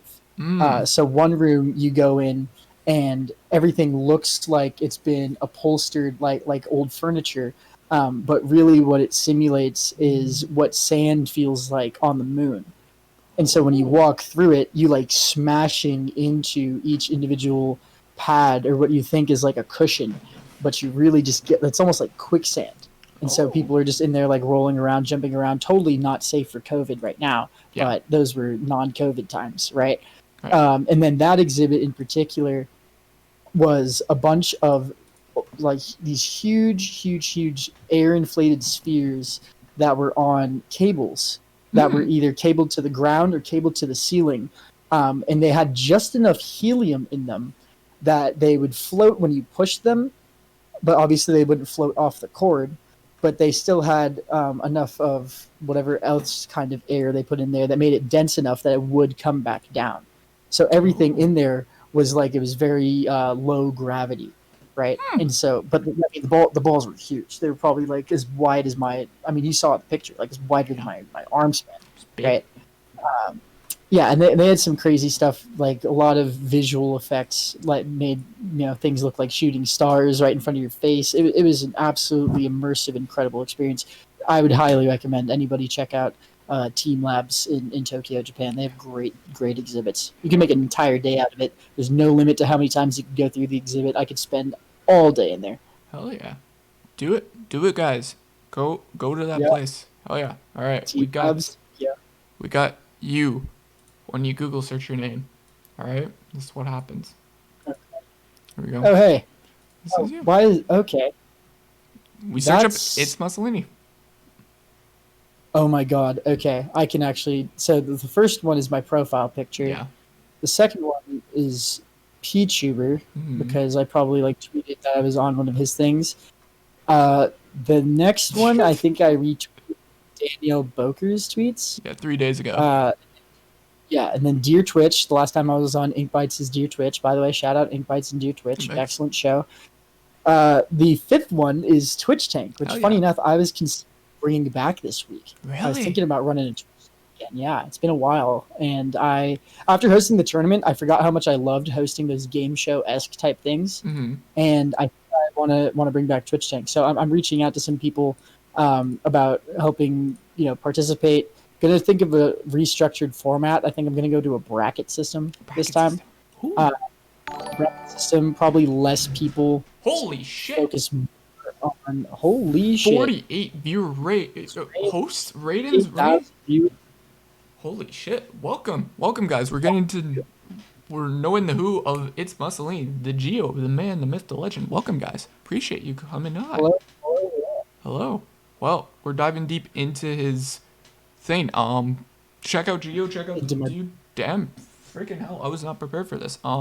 There's know the who. There you guys go. Okay. Back out of Geo. Okay. So, where do we go from here now? What kind of questions do you have for me about No, man, anything? where do you go for the Google search thing? Oh, Where else? where else do I go? Well, Okay, so am I going in chronological order? I'm just kind of looking here. no, I'm just letting you The look at this stuff because this is what happens with you. These are all things. These are all polls from Twitter. Hmm. Oh, that YouTube is actually the very first YouTube video I uploaded from Twitch, and that was my video intro trying to get onto Andy Milanakis's Adopt an Affiliate show. Right. And so all I did was I just put a compilation together of things that I thought were indicative of my Twitch content Hmm. and threw them into a little mashup of a YouTube video. So yeah, in there I go and I go through like the beginnings of Twitch when I was going on people's shows, doing old bits like ripping my shirt off, doing dances, eating raw eggs, Why aren't you doing the some ripping off the ukulele shirt anymore? because I ran out of shirts. Come on, dude. Bring I haven't back. gone shirt shopping in years, so I am like fresh out of fucking shirts. Like I probably wear the same shirts on stream multiple times, Dude. and they're all thank God they're all just black t-shirts. But like, yeah, my wardrobe is wearing thin. But bring back the shirts. That's a cool bit. That's Bring back shirts. bring Yeah, back the I rip. mean the egg thing is time to time. I dance every stream. At the beginning of every stream, I dance to that love story remix because I saw it in TikTok. Hell I thought yeah. that shit was funny. Dude. Um, That's but yeah, I mean that YouTube video is just a compilation of like all my bits, all my shit, some mm-hmm. gameplay, some actionary gameplay, me raging, me, just everything that is me. At least I try to put into a 3 minute video. None of my tangents though. None of my philosophical get to know yourself tangents. Good to know. Well, we got Twitch clips. This is our final thing for the knowing the searching your name on the internet. So here we go. We got this Twitch clip of God I'm Greasy pound singles. All right. Yep, I remember this. All right. Let me pull this up. So this was a tournament that I was in. Mm-hmm. Just tournaments that I streamed on Twitch, and I was very, very proud of it because I got a sick dunk. I think in this one, I'm not sure, but I just remember absolutely popping off, so excited that I got a dunk on stream. And I main Donkey Kong, which is a very not meta character. So anytime I get a sick dunk, I pop off and I Ooh. make it known that I'm the greatest Okay. Well, let's check this clip out. because it's tough. It's tough. DK. All right.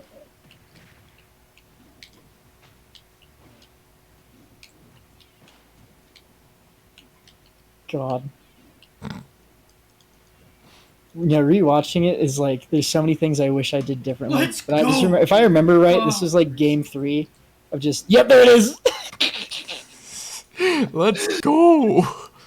It makes me so happy, dude, just to see a sick duck like that. God damn. God damn. I like it, dude. That's the thing. That's what like got me to love that game so much is just the spikes because they're so sick looking and just so Mhm. demoralizing. There's nothing the opponent can do about it. Like you're just getting sent straight down to the hell, dude, and there's no coming back. And with a character like Donkey Kong, where all of his moves are super slow, and you get yammed like that, I already know that the dude on the other side of that screen was ready to punch a hole in his fucking television. Like I could feel it, and it Feel made it. me so happy. Oh man, That's funny. this is some good shit. We got the This is next. some good shit. We got the next one, sir. We got any It's gonna be hard. gifters? Any gifters? Oh god, Are you ready for this, Gio? yeah, I remember this day. Yeah. Gonna be hard for this to. God.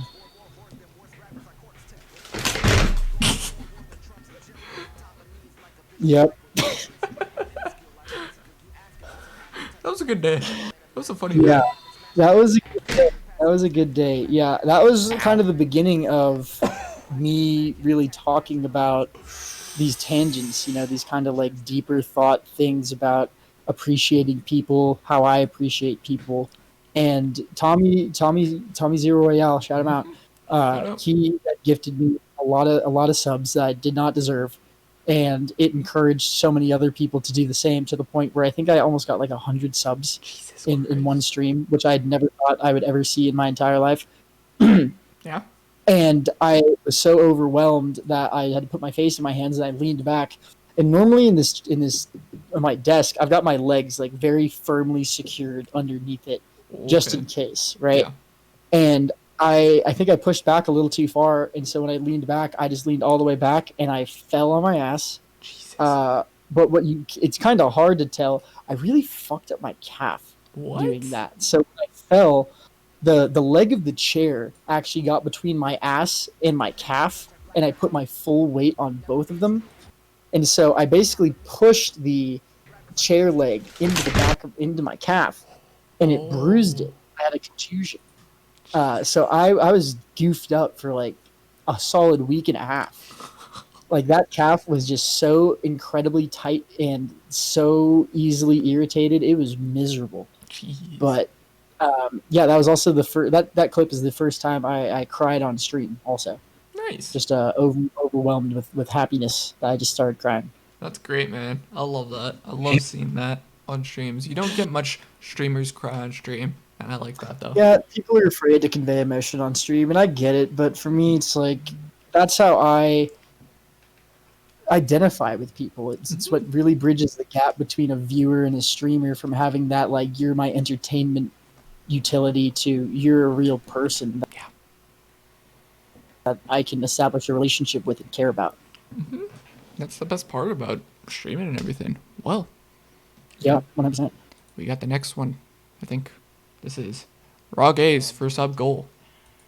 Here we go. Oh yeah, this is the first time I hit my sub goal of 15 subs. Damn, my I was man. playing Smash Bros. And my mod said, if you get like, what are you gonna do at 15 subs? And I said, oh, I don't know, I'll eat a raw egg. And sure enough, everybody started gifting subs, and I hit my first sub goal of 15. Was able to upload some emotes, but at what cost?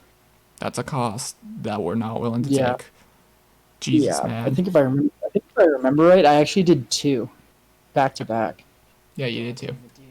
Pull it up. Oh god. How the hell did you crack it from your bloody teeth? How? I just smacked it on my teeth until I punctured it the same way you smack it on like the edge of a pot or a pan. Yeah. And yeah, I mean it's an eggshell. It's not like it's not steel. Oh yeah, Yeah. it is back to back. Oh god, I'm watching it. Ugh. Oh man, why am I so gross? Dude. Oh Lord. Yeah. Oh, there it is. There's a second one. Oh man, I remember that feeling in my stomach, dude. That was so bad. Yeah. Oh god. I haven't ate a raw egg at all on stream, and I don't know if I Really will. not that bad. I know I'm like making it sound super cringe and making it sound like the worst thing ever, but it's really not that bad. No? The consistency is what throws people off. Consistency. Interesting. Huh. Yeah, because it's almost like there's two separate things in there because you know the way that like an egg white moves around versus the yolk. Yeah. Yeah, so it's like you swallow one, it looks like you swallow the other. Oh god, what is this? Oh wait, I know what this clip. This one is a back-to-back clip I have to do. So it's like this one and then Okay. the next one, okay? If I fall, I have to fall for a Alright. streamer. This, I'm curious about, okay? Here we go. Okay. And the butterflies in my stomach can't. God. Oh no! I God typed it bless under. Sulai's Can't ESM, by the stop dancing to the rhythm of my love for you. Okay. Fuck. Fuck. Unmute. Wait, what's this guy in? God. Okay. Please read it. Please read it. Please read it. Please read it. Please read this. Okay, let me pull up the second clip where she does read it, okay? Here we go. Oh my god. Message. Then shut the fuck up for like 10 rounds. Read my Yeah, message. dude, the guy that won Read my hardly message. said anything. Who was it? Hannah? Read. Okay. She's got an echoey mic or an echoey Discord. She's just reading it silently. Read it out loud. Shit, dude. I'm scared I'm gonna fucking. Are you guys gonna buy me back if I die? She looked. That face. She looked at it and she's like, She's like, what the fuck? The gulag always scares me.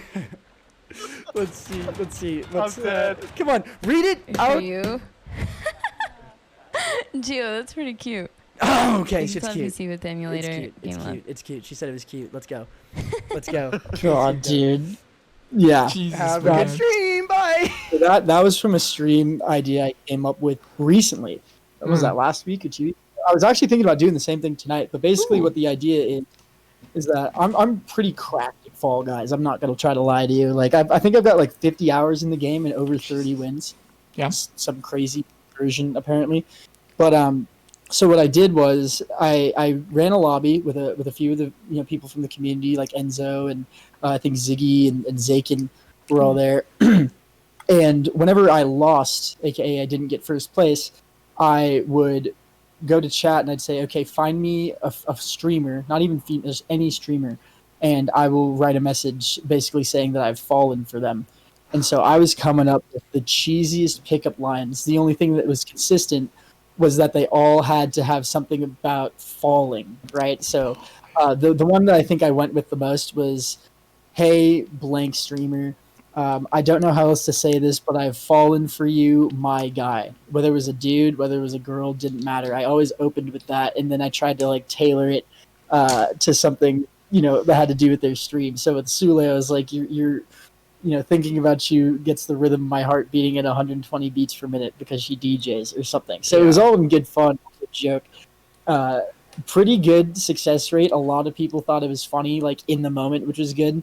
I did get banned from a few chats, like on the spot, just because when I'd post that message, no context, right? I'd like if it was a new account or a new streamer, I'd follow them and immediately post that, and mods would be on my ass instantly because they'd be like, "Oh, this is copy pasta. Like, let's just get rid of it." I had a couple people say like Danielle. I did it to Danielle Boker. You did. And she looked at it, didn't read it out loud, looked straight at the camera and said, "Say it to my face. I don't believe you." And I was just like, "Okay, bye." Oh, I love that. Yeah. I love Danielle. Yeah. So I do that again tonight. That was a pretty fun stream. I missed that Jeez, stream. that's funny. I like that a lot, dude. You need to do more of that. That's good content, dude. I gotta put it on YouTube, dude. I just can't fucking find the time to edit my videos. You need an editor. I'm down to edit for you if you need someone to edit. How does that work? Like I always wondered, like how do those relationships work out? It's like we have to have the same brain, like we have to both think the same things are funny. Yeah. And it's like how do you do that? How do you get inside my head? I don't know. It just depends, really. Like, what do you think is really funny compared? Like, what's funny YouTubers that you do watch? Pretty much. So I only watch like a handful of the same YouTubers. I watch Ludwig. I watch Penguin Zero, aka Moist Critical. I watch Alpharad, and that's really kind of it. I just kind of hop back and forth between those three because they do put videos out pretty regularly. Okay. I'm slowly moving away from YouTube and more on Twitch though. Yeah. So like I just kind of watch people's streams, but I watch them more to support them, not so much the content half the time. I hate to say. Yeah. Because a lot of the stuff that I'm seeing is like just run of the mill, the same shit. One guy I do watch though, like religiously, and he's live right now, is Woggles. Like that dude, all he does is play Call of Duty and talk, but it's just so entertaining to listen to that dude just fucking spout. And like, granted, if you're kind of sensitive and like thin-skinned, you probably wouldn't like his content because he just tears into everybody. But the thing is that he tears into everybody equally. Right, so it's not like he's a racist. It's not like he's a sexist. It's not like he's this, that, or any ists. He's just a dick, but he's a dick to everyone, and it's hilarious. Right, it doesn't mean anything personal, but it's fucking hilarious. It's hilarious. But Ludwig's editors are pretty simple. It's really simple edits, and I've watched it and I know it. and anybody can honestly, if you're a person that is simple for edits, you could do it. That's the thing. Well, hey man, if you want to take a crack at it, I'm more than happy to see Oh yeah. what you got. Oh yeah, dude. Well, let me know and send me your VOD or whatever when you do, and we'll play around. We'll play around, dude. Don't you worry. Okay. Awesome. Oh yeah. So I gotta download it first and then email it over or something. Yeah. Yeah. We'll talk. We'll talk. Don't you worry. Okay. Now we got one more final clip of you, and then Okay. got a few more questions for you, sir. All right. Okay. Oh, it's right. Imagine. Imagine having eyes that work. Hi. I didn't even clip this. I remember this and I was like, I don't even remember why this is clipped until. Wait for it. Wait, that's twangy. Wait for it. There it is. Yeah. Now I Imagine. remember. Yeah, I say imagine a lot. Yeah, you I say do. imagine a lot. You know, when I go for a risky play during a video game, I say imagine right before I do it and see if it comes to fruition. I say imagine being XYZ, imagine this, imagine that. I say imagine the fuck ton. But I think the reason that was clipped was because I was obviously tuning my ukulele, trying to play a song for chat, and I forgot that I had just put the capo on it. And so when I went to listen to the note, I bonked myself in the head with my That's capo. funny. That is funny. Yeah. Only you, Gio. Only you would do that. I am not like that's the thing is that I think that people like I get into a lot of embarrassing situations just because I don't care about what happens, but because of that, I'm very careless, and so those things just happen often. You know, That's funny. falling out of my chair, hitting myself in the head with my ukulele, like very simple, easily avoidable things. But I just I'm too lax, so that just happens. That's funny. Oh, what streamers do you typically watch on a weekly basis? Really, who like so my thing that I feel so bad about, and this is maybe my Italian Catholic guilt acting up, is I have met so many streamers that I want to watch all their content at the same time, but the thing is that because of my job, that I can't seem to find the time to watch everybody. So I can't say that I like watch any streamers often. I pop into all my friends' streams. Okay. Even if it's for just a little bit, right? Yeah. Like even with Ludwig, a guy that I've watched for like 2 years, I don't just sit and marathon his stream anymore. One, because I don't have time, and two, because I'd get more fulfillment out of showing support for my friends and seeing what they're doing. So usually the way it pans out is like when I'm working and I'm just on bullshit calls. The guys that are usually live in the mornings, at least my time zone, are Woggles and Quack and Caprice. Like of all of the friends I've made on Twitch, those are the three that are probably most consistently live while I'm working. And then if it's towards the middle of the afternoon, I'll pop in and see what's up on Gondok for like a couple minutes here and there, just like spam a little W or something random. But then after that, once my work's done and if I'm not streaming, then I'm literally looking at my followed channels and I'm going one by one down the line of all my friends that I follow. Now there are some people that I wouldn't really consider my friends that I follow that sometimes I'll pop into, like Miss Angelique or Maddie K's, Greekology, some of these guys. But when it comes to like my friends, I am always in their stream for at least some time. Yeah. Right. Even if I'm just lurking. And I'll try to pull up as many tabs as I can. If it's them doing their thing, that I know what's gonna happen. Like just like playing a game and interacting with chat, then I'll just like tab it, keep it open.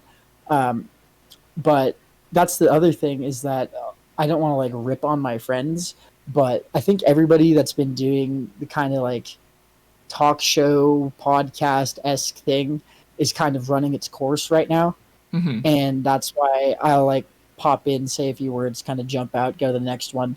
I'm really watching a lot more. Funny enough, but I think because I'm playing more games on stream, I'm watching my friends that are playing games on stream more. Really? Versus when I was doing a lot more like just chatting stuff, I was watching more of the just chatting stuff. Yeah. The one thing that I will not watch though, and I hate to say it, I really do, I can't watch Among Us. Yeah. I can't can't. either. I can hardly play it, let alone watch it or stream it. You I can't think I've play. streamed it twice, Hmm. and That's interesting. I just don't get it. I'd rather play just about anything else. I'd rather play Fall Guys. I'd rather play Valorant. I'd rather play Smash Bros. Like, the only thing that is alluring about Among Us is getting to play with new people and meeting Yeah. new people. Yeah, I get that. Other than that, though, like, I can give a shit less. Like, the game itself isn't all that fun.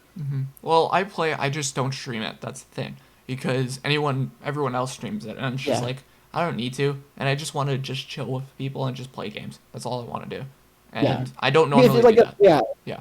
it's one of those games where it's like, if you ask me to play and I'm genuinely not doing anything, then like, yeah, I'll hop in for a couple Yeah. games until I get bored. Same. And I'm not going to stream it, and I'll just like, hang. Mhm. But I will never. I don't think I'm ever going to proactively be like, Among Us stream. Let's play Among Us. Who wants to play? I did it twice. I'm not doing it again. Yeah. Just don't. I did it once. I'm feel like like, it. nah, no need to. There's no point. Any streamers you want to meet in the future? All of them. Is that an option? Yeah. Everybody that I've met through Twitch, I want to meet in person. Okay. Every single person. Oh yeah. So that means you. That means Tone Link. I'm just looking at my followed right now. Tiru, Tone Link, Holly Lasso, Scully Ray. Like, everybody that I've met, I want to meet eventually. Somebody that I think I want to meet in person, just to see the translation, definitely Ludwig. Yeah. I want to see what that dude's like actually in person. I imagine it's not that different Mhm. from how he appears on screen, but like, you genuinely never know. I think he's more calmer. I think. I would imagine so. Yeah. Yeah. I mean, I think everybody. I mean, like, if you met me in person and you compared it to how I am on stream, like, you would think not that they're not the same person, but I'm way more laid back, relaxed. The opinions and everything is still the same. Don't get me wrong. The personality itself hasn't changed, but like I said before, I'm more of a listener in most scenarios. So I just kind of like sit there, listen to what people are saying. I'm learning a lot about people that way. Very, very rarely do I just kind of like throw something on the table and see if it sticks. I'd rather just kind of Oh run yeah. on. Hell yeah, dude. If you could switch bodies with any streamer on the platform, who would it be? I'm guessing Ludwig, right? Um, Or no? first answer says yes, but if I were to really think about it, I think that it'd be super cool to be like Japandi Jones Jones, yo. or like IRL streamer. Because those guys, like, I can't imagine IRL streaming. I would Mhm. feel like such a target, like, tool influencer loser that people make memes about with their selfie sticks or whatever running around places. But I mean, the people that do it and really enjoy it, like, I really want to see how they operate, like what that's like, to see if that's something I could eventually want to do. But as of right now, like, I'd feel so cringe trying to do that. And I'm not dissing IRL content by any means whatsoever. But to me, that's just like the stereotype I associate with it, and I can't seem to get past it. So when I think IRL streaming and myself, I think, yeah. I get that. Yeah. I get that. This might get you in a tangent, but we'll see. Do you hope you go somewhere with the Twitch platform? I'd be lying if I said no, right? Hmm. I would definitely be lying if I said no. I think that this is something that has been very newly introduced to me that I've grown to love more than I thought I would, for sure. Before coming to Twitch, I genuinely thought everybody that was in Twitch chat was just a bunch of numbers. Nobody was actually a real person, just a bunch of internet trolls just looking to hate on people. And then, I've come to realize that there's a lot of incredible people on this platform that I see as my friends, like real life friends. And I have so much that I want to give back to those friends, and I have so many ideas that I want to validate, right? So many things that I want not validate, sorry, to bring to fruition, to make real, right? Because I've seen so much content over the years that I really want to throw my own spin on it and see if it works. And so I don't know if I have like I do have a particular goal. I do want to get partner at some point just so I can say that I did it. Also, so I could potentially change my name. I've been thinking about It's Geo Dude for a long time, or just Geo Dude, Damn. because everybody on this platform calls me Geo anyways. So it's like, why would I go by a name that nobody calls me? No, I call you But Itsmuscleini.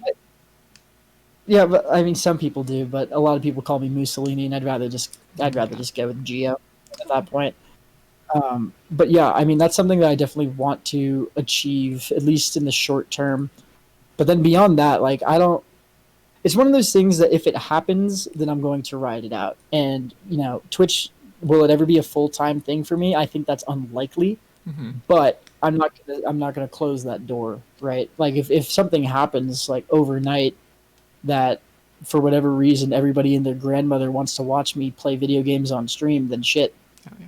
If it pays the bills and I enjoy doing it as much as I do now, then yeah, I could totally see it happen. Hell But yeah. as it stands right now, I'm having fun, meeting new people, establishing a little corner of the internet community of people that get my jokes, like my music, and tend to like to see me either rage or succeed in things. So it's good right now. It's good right now. The only thing that I want to get to in the short term would be partner, just to change the name and to say that I did it, and then I'd be pretty damn satisfied, honestly. Hell yeah.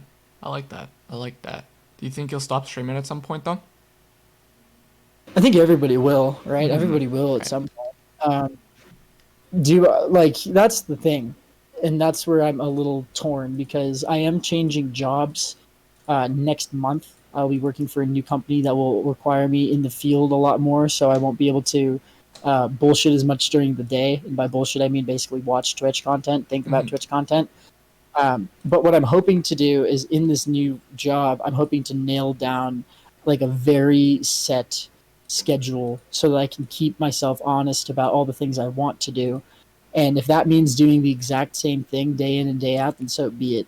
But I'm starting to think it's going to look like I got to start going to bed earlier so I can wake up earlier, work out, go to work, and then either stream right after work and then eat dinner or something, or figure it out in some way so I can at least get 4 hours in on the days that I want to stream.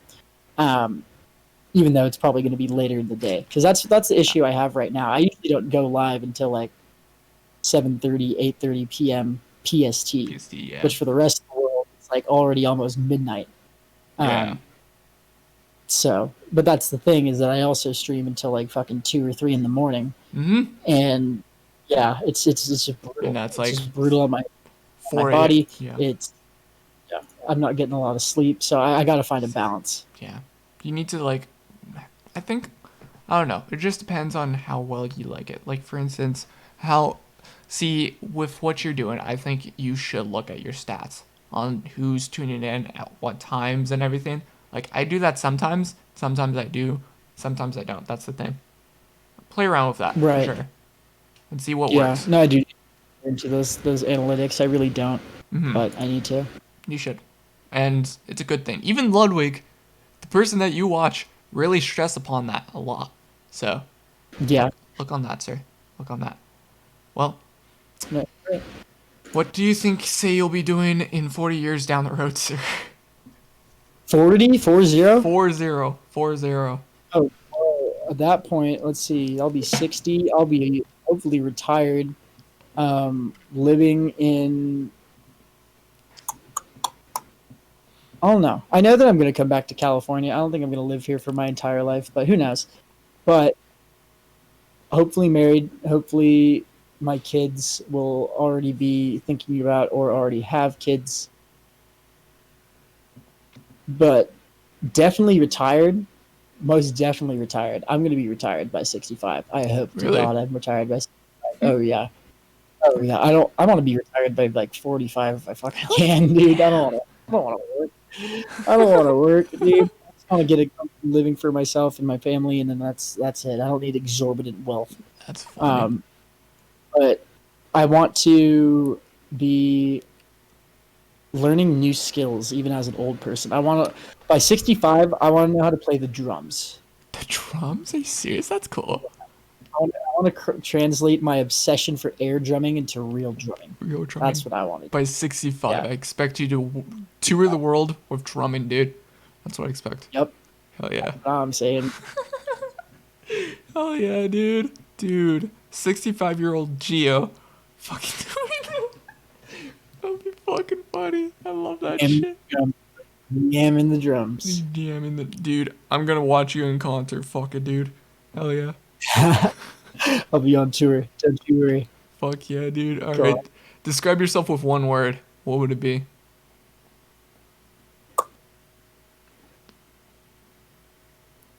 Persistent. Persistent. That's an interesting word. Why persistent? I don't.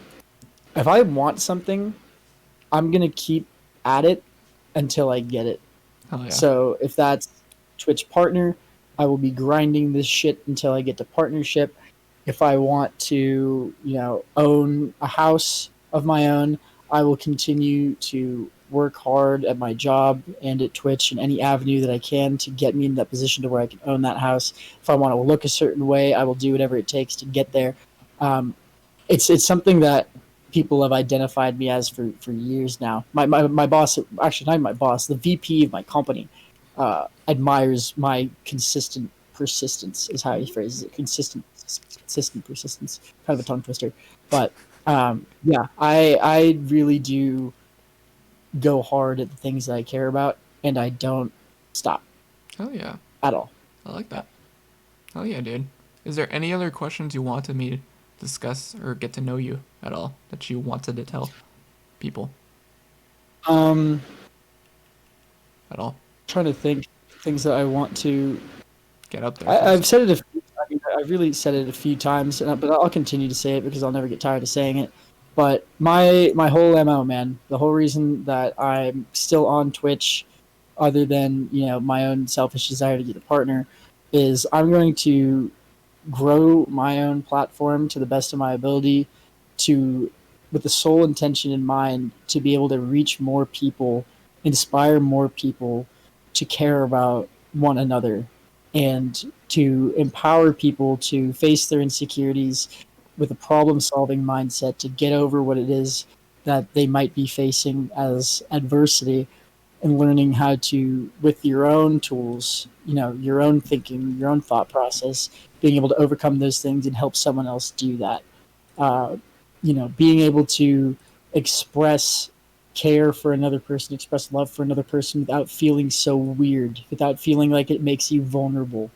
Um, Really, just the overall encouragement to just be a better person to your fellow man is what I'm going to continue to do. And Mm-hmm. all I ask is that, the people that listen to me, I just want you to remember how I make you feel, understand how you make me feel, and share those feelings with somebody else, and see how many people we can infect with this kindness. Yeah. Hell yeah, dude. I like that. I love that. That's why I love. Just love. I love you, dude. You're a cool dude. Love you too. Yeah, man. Well, that's about it. Who do you want to host slash about raid, it. sir? Geez, let's see. Let's go raid. Let's go raid Tiru711. He's all. I think this is his affiliate stream. So he has been working towards getting affiliate the last few weeks. I think he's hit just about every goal now, except for the consecutive days streaming. So I think with this stream, he will have reached affiliate status. But he's a super cool dude. I play games with him. He mods for a lot of channels. He's the same way. He just likes to help people. That's really his whole MO. So if you don't know who Tiru is, get to know Tiru. He's a great dude. I love him. Can you pop it in chat for me? That'd be great. Hell yeah, dude. Then I could go and set that up. Yeah. Awesome. Pago. Well, Pago. Dude, appreciate you. Gio, it was a good run. Yeah. And Of course, man. I'll for sure, probably in like a year's time, I'll do like, Knowing the Who extended edition. Hell yeah, dude. Yeah. It's crazy to think I've been on Twitch for 5 months now. Mm-hmm. That's insane. That's wild to me. Feels like 2. Yeah. And you grew exponentially in 5 months, dude. Well, I like to think that I grew like crazy, and then I look at some of my other friends here, like Caprice and Quack, that literally exploded overnight. But yeah, no, I'm very fortunate to be where I am growth wise, and to have already reached so many people. I just hope to continue to do so, and in mass. Hell yeah. Well, I'm going to end the call here or talk to the chat before we go. So have a good night. Is there anything else? Shout out yourself. Shout out the channel. Yeah, Stuff. if you haven't already subscribed to Eagle Owl HD, please do so now. Other than that, I will be most likely, depending on a few messages I get back, if I'm not hosting Twitch Tank this week, I'll be hosting it next week. But I will be going live tonight in about an hour and a half, 2 hours. So if you want to come see what kind of bullshit I'm doing, probably going to be doing something along the lines of falling for e-girls if I fall in Fall Guys. But Eagle, my man, this is a great show. I'm very proud of you for doing this. Really putting some small streamers on the map and really giving people a platform to talk about the shit that matters. So, as always, I'm proud of you. Kudos. And Kudos. I'll talk to you later, my man. Fuck yeah, man. We need to play some Valorant. We need to. Okay? We need to play it again. Yeah, we will. All right. We will. Sounds good. Have a good night, and I can't wait to watch you later. Okay?